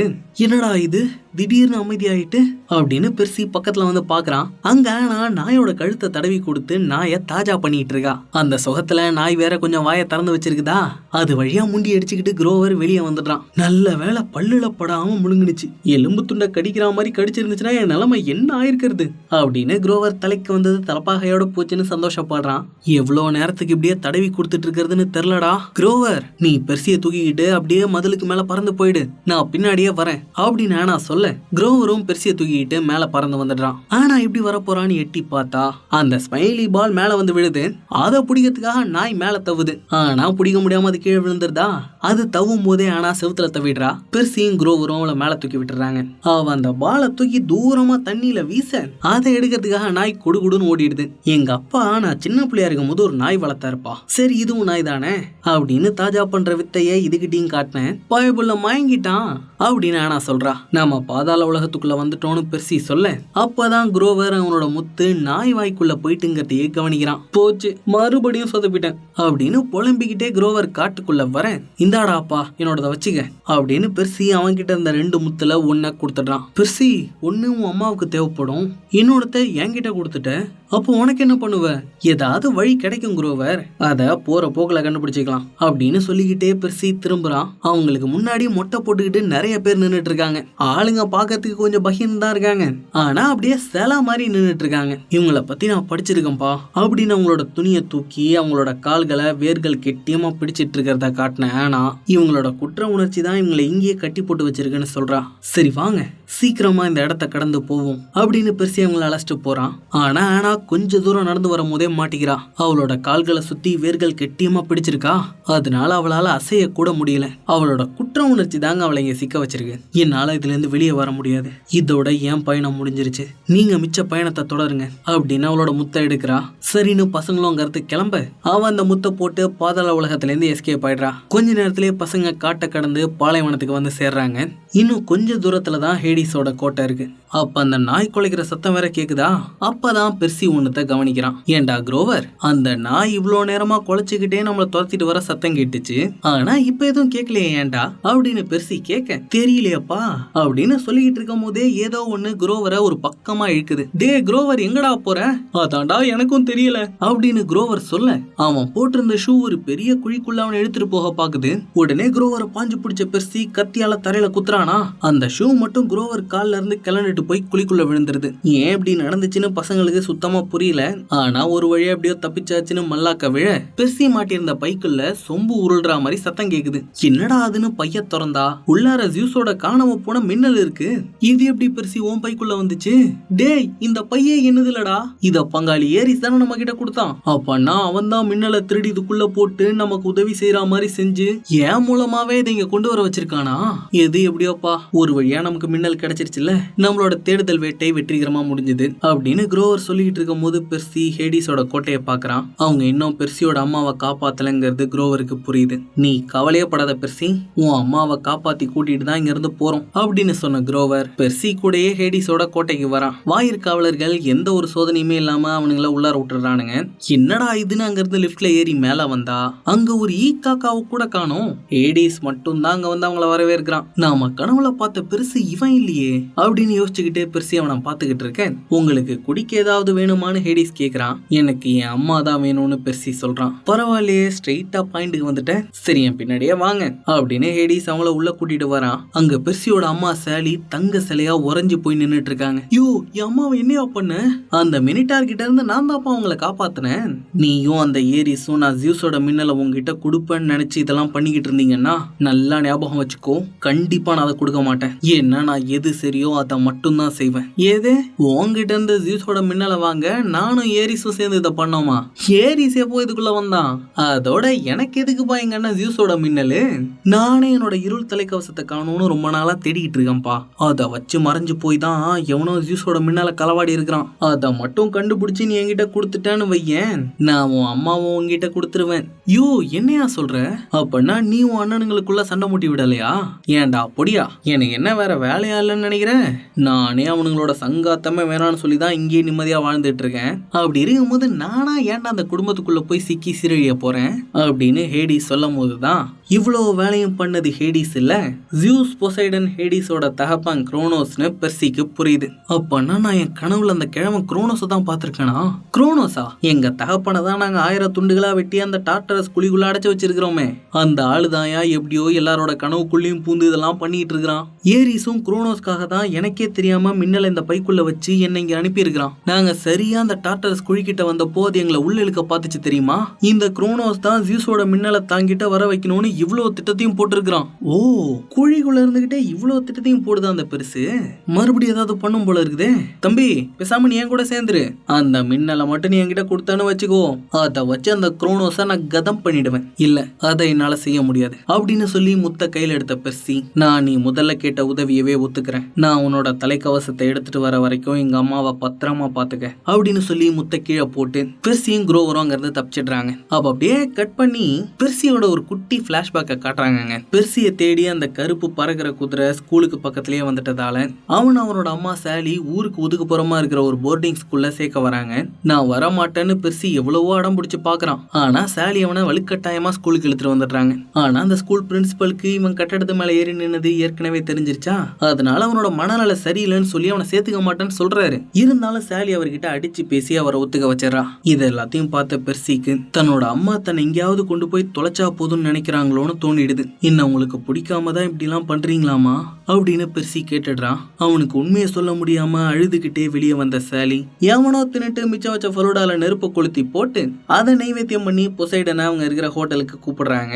அவரும் வந்துடுறாரு. பெர்சி இப்படி எல்லாம் பேசும்போது அவன் கிட்ட உண்மையை சொல்லி அவனை கொண்டு போய் கேம்ப்ல விட்டுலாமான்னு தோணுது. ஆனா அவனுங்க கொண்டு போய் விட்டா எங்க அவன் உங்க குடும்பத்தாளுங்க மாதிரியே கேடு கெட்டவன ஆயிடுவானோன்னு பயமா இருக்கு. அவன் இந்த மாதிரி ஒரு சூழல்ல வளர்ந்தாதான் அவனுக்கு நல்ல புத்தி வரும். ஆனா அவனுக்கு அது புரிய மாட்டேங்குது. புள்ள ரொம்ப கஷ்டப்படுறாங்க.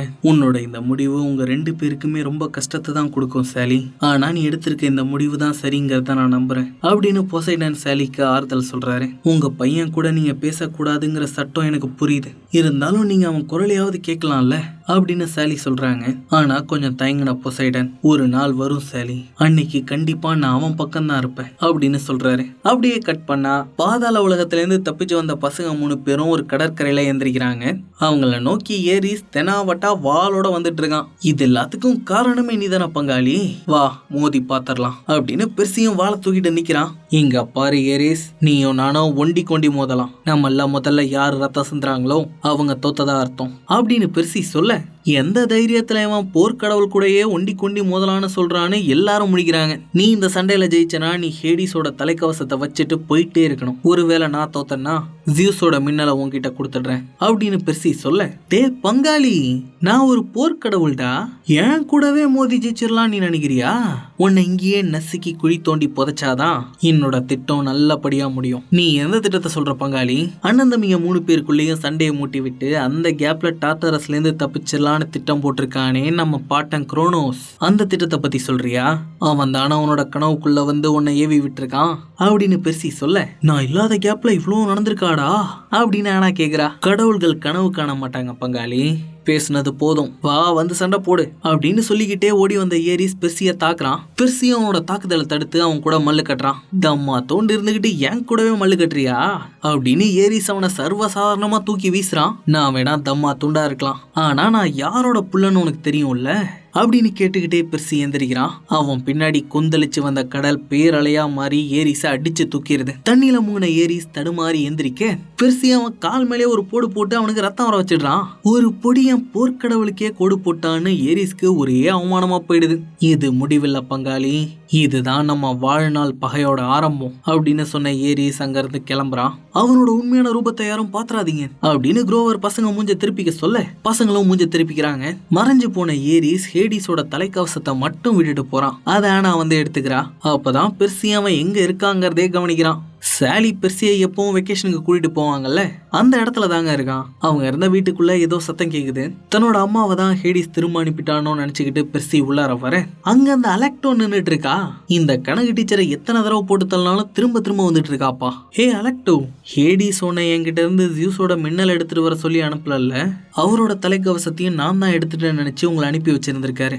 இது புரியாம நான் வேற உன்னை பல தடவை போட்டு தள்ளிட்டனே, ஆனா அந்த தலைக்கவசத்தை அலெக்டோ கிட்ட கொடுத்துரு அப்படின்னு பெர்சி சொல்ல, இவ ஏதாவது கோக்குமாக்கு வேலை காட்டிடுவாளோன்னு தயங்கிக்கிட்டே ஆனாவும் அதை மேச மேல வைக்கிறா. நீ இதை எடுத்துட்டு போய் ஹேடிஸ் கிட்ட கூட அலெக்டோ, நான் கொடுத்த வாக்க காப்பாத்தின மாதிரி அவரோட வாக்கையும் காப்பாத்த சொல்லு அப்படின்னு பெர்சி சொல்றான். அலெக்டோவும் தலைக்கவசத்தை எடுத்துக்கிட்டு கிளம்புறா. ஒலிம்பஸ்க்கு பத்திரமா போயிட்டு வா தம்பி, நீ நினைச்ச வேலை மட்டும் முடியலன்னு வையேன், உன்னோட அம்மா திரும்ப வந்தாலும் அவங்க வாழ்றதுக்கு இந்த உலகமே இருக்காது அப்படின்னு அலெக்டோ சொல்லிட்டு போறா. நான் மட்டும் இந்த மின்னல் எடுத்துக்கிட்டு ஒலிம்பஸ்க்கு போறேன், நீங்க 2 பேரும் கேம்புக்கு போங்க அப்படின்னு பெர்சி சொல்ல, ஜியூஸ் நமக்கு கொடுத்த கெடு முடிஞ்சிருச்சு பெர்சி, நீ ஒலிம்பஸ்க்கு போனாலும் இனிமே எந்த ஒரு பயனும் இருக்காது. இல்ல ஆனா நான் நடந்தது எல்லாத்தையும் ஜூஸ் கிட்ட சொன்னா போற தடுத்து நிறுத்தத்துக்கு ஒரு வாய்ப்பு இருக்கு. ஏன்னா அது அவங்களோட சண்டையை விட பெரிய விஷயம். நாம கிளம்பும் போது சிரன் ஒன்று சொன்னார், ஞாபகம் இருக்கா? போன தடவை கடவுள்கள் அவங்களுக்குள்ள சண்டை போட்டுக்கிட்டதால தான் 2ஆம் உலக போரே வந்துச்சுன்னு சொன்னாரு. இவ மட்டும் நாம இந்த போரை தடுக்கலன்னா அதை விட மிகப்பெரிய அழிவு ஏற்படும். அதனால நீங்க 2 பேரும் உடனே கேம்புக்கு போய் ஏரிஸும் கிளாரிஸும் குரோனோஸோட கூட்டு சேர்ந்துதான் இப்படி பண்ணிருக்காங்கன்னு எல்லார்கிட்டையும் சொல்லுங்க. அப்பதான் அவங்களுக்குள்ள நடந்துட்டு இருக்கிற சண்டை நிற்கும். நான் ஒலிம்பஸ்க்கு போய் ஜியூஸை சந்திச்சு எல்லாத்தையும் சொல்றேன். ஜியூஸ் சரியான மூடு முட்டி பெர்சி, அவர் உன்னை உயிரோடவே விட மாட்டாரு. நான் இந்த முயற்சியை பண்ணி தான் ஆகணும் ஆனா, இதை விட்டா நமக்கு வேற வழியே இல்லை அப்படின்னு பெர்சி சொல்றான். ஆனாவும் அதை புரிஞ்சுக்கிட்டு அவளோட கழுத்துல இருந்த தாயத்தை பெர்சிக்கு போட்டு விட்டேன், நல்லபடியா போயிட்டு வான்னு சொல்றா. அதுக்கப்புறம் பெர்சி நேரா ஒலிம்பஸ் இருக்கிற ஹோட்டலுக்கு வரான். அங்க இருந்த ரிசப்ஷனிஸ்ட் கிட்ட ஜியூஸோட மின்னலை காட்டி நான் உடனடியா ஜியூஸை சந்திக்கணும்னு சொல்றான். அவனுங்களும் உடனே பெர்சியை லிஃப்ட்ல ஏத்தி விட்டுறானுங்களா. பெர்சியும் ஒலிம்பஸ்க்கு வந்து சேர்றான். மின் தூக்கில இருந்து வெளியே வந்த பெர்சி அவன் முன்னாடி மிக பிரம்மாண்டமா இருக்கிற ஒரு மாபெரும் நகரத்தை பார்த்து அப்படியே வியந்து போறான். ஆனா அந்த நகரத்துல வெறும் கட்டிடங்கள் மட்டும்தான் இருக்கே தவிர ஒரு காக்கா கூட இல்ல. என்னடா ஒருத்தரையுமே காணும்னு பாத்துக்கிட்டேங்கிறத படியில ஏறி பெர்சி போறான். அப்பதான் பெர்சிக்கு லூக் வால் பயிற்சி கொடுக்கறப்ப சொன்ன சொற்கள் ஞாபகம் வருது. கடவுள்கள் நிறைய விதிமுறைகளை வகுத்திருக்கிறாங்க பெர்சி, அந்த விதிமுறைகளை தாண்டி அவங்க எதுவுமே செய்யக்கூடாது, செய்யவும் மாட்டாங்க. அந்த மாதிரியான விதிமுறைகளை மீறிய செயல்களை செய்யறதுக்காக தான் கடவுள்கள் நம்மள மாதிரியான உப கடவுள்களை வச்சிருக்காங்க அப்படின்னு லூக் சொல்றான். அப்போ பெர்சிக்கு ஒரு சந்தேகம் வருது. ஏன்பா லூக், கடவுள்களாலேயே மீற முடியாத விதிமுறைகளை மீறி நாம செயல்பட்டோம்னா கடவுள்களுக்கு நம்ம மேல பயம் வராதா? பரவாயில்லையே, நான் சொன்னதை உடனே புரிஞ்சுக்கிட்டேன். கடவுள்களுக்கு நம்ம மேல பயம் வரும் பெர்சி. அந்த பயத்தை நாம எதோட ஒப்பிடலாம்னா நம்ம ஆனா சிலந்திய பார்த்து பயப்படுறதோட ஒப்பிடலாம். ஆனா சிலந்திய பார்த்து பயந்தான்னு வையேன், அதை அடிச்சு கொன்னுடுவா. நம்மளை விட உருவத்துல சின்னதா இருக்கிற ஒண்ணு நம்மள பயமுறுத்துனா எல்லாருமே அதை தான் செய்வோம். அப்படி பார்த்தா கடவுள்களுக்கும் நாம தமா துண்ணு தானே பெர்சி அப்படின்னு லூக் சொல்லியிருக்கான். இதை நினைச்சுக்கிட்டே ஒலிம்பஸ் மலையோட உச்சிக்கு வந்த பெர்சி கடவுள்களோட சபையில ஒண்டி கட்டையா உட்கார்ந்துருக்கிற ஜியூஸை சந்திக்கிறான். அவர்கிட்ட அவரோட மின்னலை ஒப்படைச்சிட்டு நடந்த எல்லா கதையும் சொல்றான். எல்லாத்தையும் கேட்டுட்டு ஒண்ணுமே சொல்லாம கிளம்புன்னு சொல்லிடுறாரு. எது கிளம்பவா? ஏங்க எவ்வளவு பெரிய விஷயத்த சொல்லியிருக்கேன், பொசுக்குன்னு கிளம்ப சொல்லிட்டீங்க, உடனடியா போற நிறுத்துங்க. நீங்க ஒருத்தருக்கு ஒருத்தர் அடிச்சுக்கிட்டு சாகணுங்கிறது தான் உங்க அப்பா குரோனோஸோட திட்டமே. இங்க பாடுறா குழந்தை, என்னோட அப்பனை பத்தி உன்னை விட எனக்கு நல்லா தெரியும். அவரை டார்டரஸ்ல அடைச்சதே நான் தான்டா. நீ சொல்ற மாதிரி மறுபடியும் அந்த ஆளு சக்தியை தட்டிட்டு தான் வருவாரு. ஏன்னா அவர் என்னோட அப்பனாச்சே. அப்படி அவர் மறுபடியும் வந்தாருன்னா அவரை மண்டை மேலேயே தட்டி மறுபடியும் எப்படி டார்டரஸ்ல அடைக்கணும்னு எனக்கு தெரியும். இப்போ எனக்கு போருக்கு நேரமாச்சு. நீ சொன்ன செய்திகளுக்காக உன்னை உசுரோட விடுறேன், ஒழுங்கா ஓடி போயிடு. ஓடவா? ஐயா பெரியப்பா அவர்களே, நீங்க போற நிறுத்தணும்னு தான் நான் இவ்வளவும் பண்ணேன். வாய மூடுடா பொடியா. ஆரம்பிச்ச இந்த யுத்தம் யாராவது ஒருத்தர் வெற்றி பெறுற வரைக்கும் நிக்காது. ஏன் பெரியப்பா மண்டை ஓடியும்னு தெரிஞ்சும் தலையிலாகத்தான் குதிப்பேன்னு நிக்கிறீங்க? ஏற்கனவே உங்க குடும்பம் செதஞ்சு போயிருக்கிறது உங்களுக்கு தெரியலையா? நீங்க என்ன கடவுள்கள் எல்லாரும் உங்க மேல இருக்கிற பாசத்தால தான் உங்க கூட இருக்காங்கன்னு நினைக்கிறீங்களா? அவங்க பாசத்தால உங்க கூட இல்ல, பயத்தினால இருக்காங்க. அதுக்கு உதாரணமே உங்க மகன் ஏரிஸ் தான். இன்னைக்கு உங்களை விட பலம் வாய்ந்த அவனோட தாத்தன் திரும்ப வந்தவன கட்சி மாறிட்டான் பாத்தீங்களா? அவனை மாதிரியே மத்தவங்களும் மாறுறதுக்கு ரொம்ப நேரம் ஆகாது பெரியப்பா அப்படின்னு பெர்சி கொஞ்சம் வயசுக்கு மீறி பேசிடுறானா. ஜியூஸ் செம்ம காண்டாயிடுறாரு. உன்னை உயிரோட விட்டாதானடா இனிமே பேசுவேன்னு மின்னல எரிஞ்சு அவனை கொல்ல பாக்குறாரு. அங்க வந்த பொசைடன் ஜியூஸை தடுத்துடுறாரு. நான் உங்ககிட்ட சரண் அடைஞ்சிடுறேன்னா, போர்ல நீங்க தான் ஜெயிச்சிங்க, தயவு செஞ்சு என் மகனை விட்டுருங்க அப்படின்னு சொல்றாரு. கைவிடப்பட்டவனோட மகனுக்காக நீ இவ்வளவு பெரிய தியாகத்தை பண்றியாடா தம்பி? ஆமா அண்ணா, உங்களோட மக தாலியாக்காக நீங்களும் இதை பண்ணிருக்கணும். டாலியா வீரமா செஞ்ச தியாகம் இன்னைக்கு வரைக்கும் மற்ற உபதெய்வங்களுக்கு எடுத்துக்காட்டா இருக்கு. இனி என் மகனோட வீரமும் ஒரு எடுத்துக்காட்டா இருக்கும். ஏற்கனவே நம்மளோட அப்பா வந்துட்டு இருக்கிறது எல்லாருக்கும் தெரிஞ்சிருச்சு. நாம இந்த நேரத்துல பலத்தை இழக்க கூடாதண்ணா அப்படின்னு பொசைடன் சொல்றாரு. அத்தேனா கிட்ட எல்லா கடவுள்களையும் கூட்ட சொல்றேன், நாம உடனே இத பத்தி பேசுவோம் அப்படின்னு ஜியூ சொல்லிட்டு போறாரு. ஏண்டா மகனே, நீ யாருக்குமே அடங்க மாட்டல்ல அப்படின்னு பொசைடன் பெர்சியை பார்த்து கேட்க, ஆமா ஆமான்னு தலையாட்டுறான். என்னோட ரத்தம் அப்படிதானே இருக்கும், கடலுக்கு கணக்கட்ட முடியுமா? உன் அம்மா உன்னை நல்லபடியா வளர்த்திருக்கா பெர்சி, ஆனா உன் அம்மாவை ஹேடிஸ் எப்ப விடுவான்னு எனக்கு தெரியல, அதை நான் பாத்துக்கிறேங்க. ஆமா, கடவுள்கள் கனவு காண மாட்டாங்கன்னு ஏறி சொன்னானே, அது உண்மையா? அப்படிலாம் இல்லையே, நாங்க நல்லா கனவு காணுவோம். அப்படியா, இன்னைக்காவது அந்த கனவுல எங்க அம்மா வந்திருக்காங்களா அப்படின்னு பெர்சி கேட்க, ரொம்ப ஏக்கத்தோட பெர்சியை பார்த்த பொசைடன், இது நீ போக வேண்டிய நேரம்னு சொல்லி ஒரு முத்தை கீழே போடுறாரு. அது பெர்சிய கேம்போட எல்லையில கொண்டாந்து விட்டுருது. கேம்புக்குள்ள வந்த பெர்சிய எல்லாருமே ஒரு மாவீரனை வரவேற்கிற மாதிரி வரவேற்கிறாங்க. ஆனா ஓடி வந்து அவனை கட்டி பிடிச்சிக்கிறா. அங்க கிளரிசா இன்னும் இருக்கிறத பார்த்த பெர்சி, அவ ஏன் இன்னும் இங்க இருக்கான்னு கேக்குறான். வா நான் தனியா போய் சொல்றேன்னு ஆனா அவனை லூக் கிட்ட கூட்டிட்டு வரா. சரியான ஆதாரம் இல்லாம இவ்ளோ பெரிய பழி அவன் மேல போட முடியாது பெர்சி, அப்படி பண்ணோம்னா இந்த இடமே ஒரு போர்க்களம் ஆயிடும் அப்படின்னு லூக்கும் ஆனாவும் சொல்றாங்க. நீ எதுக்கும் கவலைப்படாத பெர்சி, நீ நடக்கிற மிகப்பெரிய போரை தடுத்து நிறுத்தி உலகத்தையே காப்பாத்திருக்க. அதுக்கான கொண்டாட்டத்துக்கு தான் இங்க எல்லாருமே தயாராயிட்டு இருக்காங்க. இந்த நேரத்துல இனிமே நம்ம என்ன பண்றதா இருந்தாலும் கிளரிசாக்கும் அவளோட ஆளுங்களுக்கும் தெரியாத மாதிரி பண்ணணும் அப்படின்னு லூக் சொல்றான். நான் உங்களை கண்காணிச்சுக்கிறேன், நீங்க 2 பேரும் தனியா போய் திட்டத்தை போடுங்க அப்படின்னு ஆனா சொல்றா. காட்டுக்குள்ள இருக்கிற பழைய உடஞ்ச கட்டடத்துக்கிட்ட பெர்சி அழைச்சிட்டு வந்த லூக், உன்னோட வெற்றியை எப்படி வெடி போட்டு கொண்டாடுறானுங்கன்னு பாத்தியா பெர்சி? ஆனா என்ன, உன் அம்மாவை தான் உன்னால அழைச்சிட்டு வர முடியல அப்படின்னு சொல்றான். ஆமா லூக், அந்த ஆயா சொன்ன எல்லாமே பழிச்சிருச்சு. அது சொன்ன திசையில போய் நாங்க ஏரிஸை சந்திச்சோம். அது சொன்ன மாதிரியே என் அம்மாவையும் என்னால காப்பாற்ற முடியல. ஆனா என்னோட நண்பன் எனக்கு துரோகம் பண்ணுவான்னு அது சொன்னது மட்டும்தான் நடக்கல அப்படின்னு சொல்லிக்கிட்டு இருந்த பெர்சி, லூக் கொடுத்த ஷூ தான் குரோவர் டார்டர்ஸ்குள்ள இழுத்துச்சுங்கிறத புரிஞ்சுக்கிறான். அப்பன்னா கிளரிசா ஏரிஸ் கூட கூட்டு சேரல, நீ தான் அவனோட கூட்டாளில. என் மூலமா ஜியூஸோட மின்னல் டார்டரஸ்ல விழுந்து குரோனோஸ் கையில கிடைக்கணும்ன்றதுக்காக தானே எனக்கு அந்த ஷூவை கொடுத்த. பரவாயில்லையே பெர்சி, சரியா கண்டுபிடிச்சிட்ட. அத நீ குரோவர் கிட்ட கொடுப்பன்னு நான் கொஞ்சம் கூட எதிர்பார்க்கவே இல்லை பெர்சி. எங்க திட்டப்படி நீ டார்டரஸ்குள்ள போயிருந்தாலும் உனக்கு ஒன்னும் ஆயிருக்காது. ஏன்னா எங்களோட எதிரி நீ இல்ல, அந்த கடவுள்கள் தான். அவங்கள காலி பண்றதுக்காக உன்னை கண்டிப்பா எங்களோட கூட்டு சேர்த்துருப்போண்டா அப்படின்னு சொல்லிக்கிட்டே லூக் ஒரு வாழை வர வைக்கிறான். உடனே பெர்சியும் வாழை தூக்க, டே பதறாதடா, இது உன்னை தாக்கறதுக்காக இல்ல, இது நம்மள இங்க இருந்து வெளியே கூட்டிட்டு போகும் அப்படின்னு சொல்லி லூக் ஒரு தூண்ல கோடு போட்டவன நுழைவாயில் மாதிரி ஒண்ணு உருவாகுது. நாம ஒன்னா இருந்தா அந்த கடவுள்கள் மண்டமேலே தட்டி டார்டரஸ்ல அடிச்சிடலாம் பெர்சி. அதுக்குன்னு குரோனோஸ் கூட கூட்டு சேர சொல்றியா? குரோனோஸ் நம்ம தாத்தா பெர்சி, அவர் திரும்ப வந்தாருன்னா மீண்டும் ஒரு பொன்னான காலம் உருவாகும். நாம ஒண்ணு நம்மளோட பெத்தவங்க மாதிரி இல்ல லூக். அது மட்டும் இல்லாம நீ நினைக்கிற மாதிரி உன் அப்பா இல்ல. நான் அவரை சந்திச்சேன், அவர் உன் மேல எவ்வளவு அக்கறை வச்சிருக்காரு தெரியுமா அப்படின்னு பெர்சி லூக்க தடுக்க பாக்குறான். அமைதியா சொன்னா கேட்க மாட்டல்ல அப்படின்னு லூக் பெர்சியை அடிச்சு இழுத்துட்டு போக பாக்குறான். அது வரைக்கும் அங்க மறைஞ்சிருந்த ஆனா லூக் மேல கத்திய தூக்கி வீசி அவனை தடுத்து, நீ சொன்ன எல்லாத்தையும் நான் கேட்டுட்டேன்னு சொல்றா.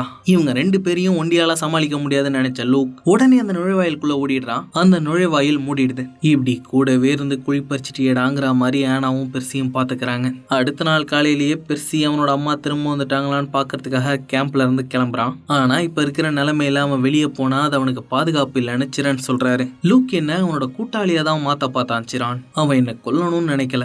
இல்ல பெர்சி, லூக் கடவுள்கள் அழிக்கணும்னு முடிவு பண்ணிருக்கான்னா அதுக்கு நீ தடையா வருவேன்னு அவன் உன்னையும் காலி பண்ண பார்ப்பான். அது மட்டும் இல்லாம மிக சக்தி வாய்ந்த குரோனோஸ் அவன் கூட இருக்கான் பெர்சி. நீங்க எதுக்கும் கவலைப்படாதீங்க சிரான். குரோனோஸோட பாட்சா என் கிட்ட பழிக்காது, நான் அதை நம்புறேன் பெர்சி. இங்க இருக்கிற உபதெய்வங்கள் எல்லாருக்கும் நீ இப்போ ஒரு நாயகனா தெரியுற. எல்லாரும் உன்னை அவங்களோட தலைவனா நினைக்கிறாங்க பெர்சி.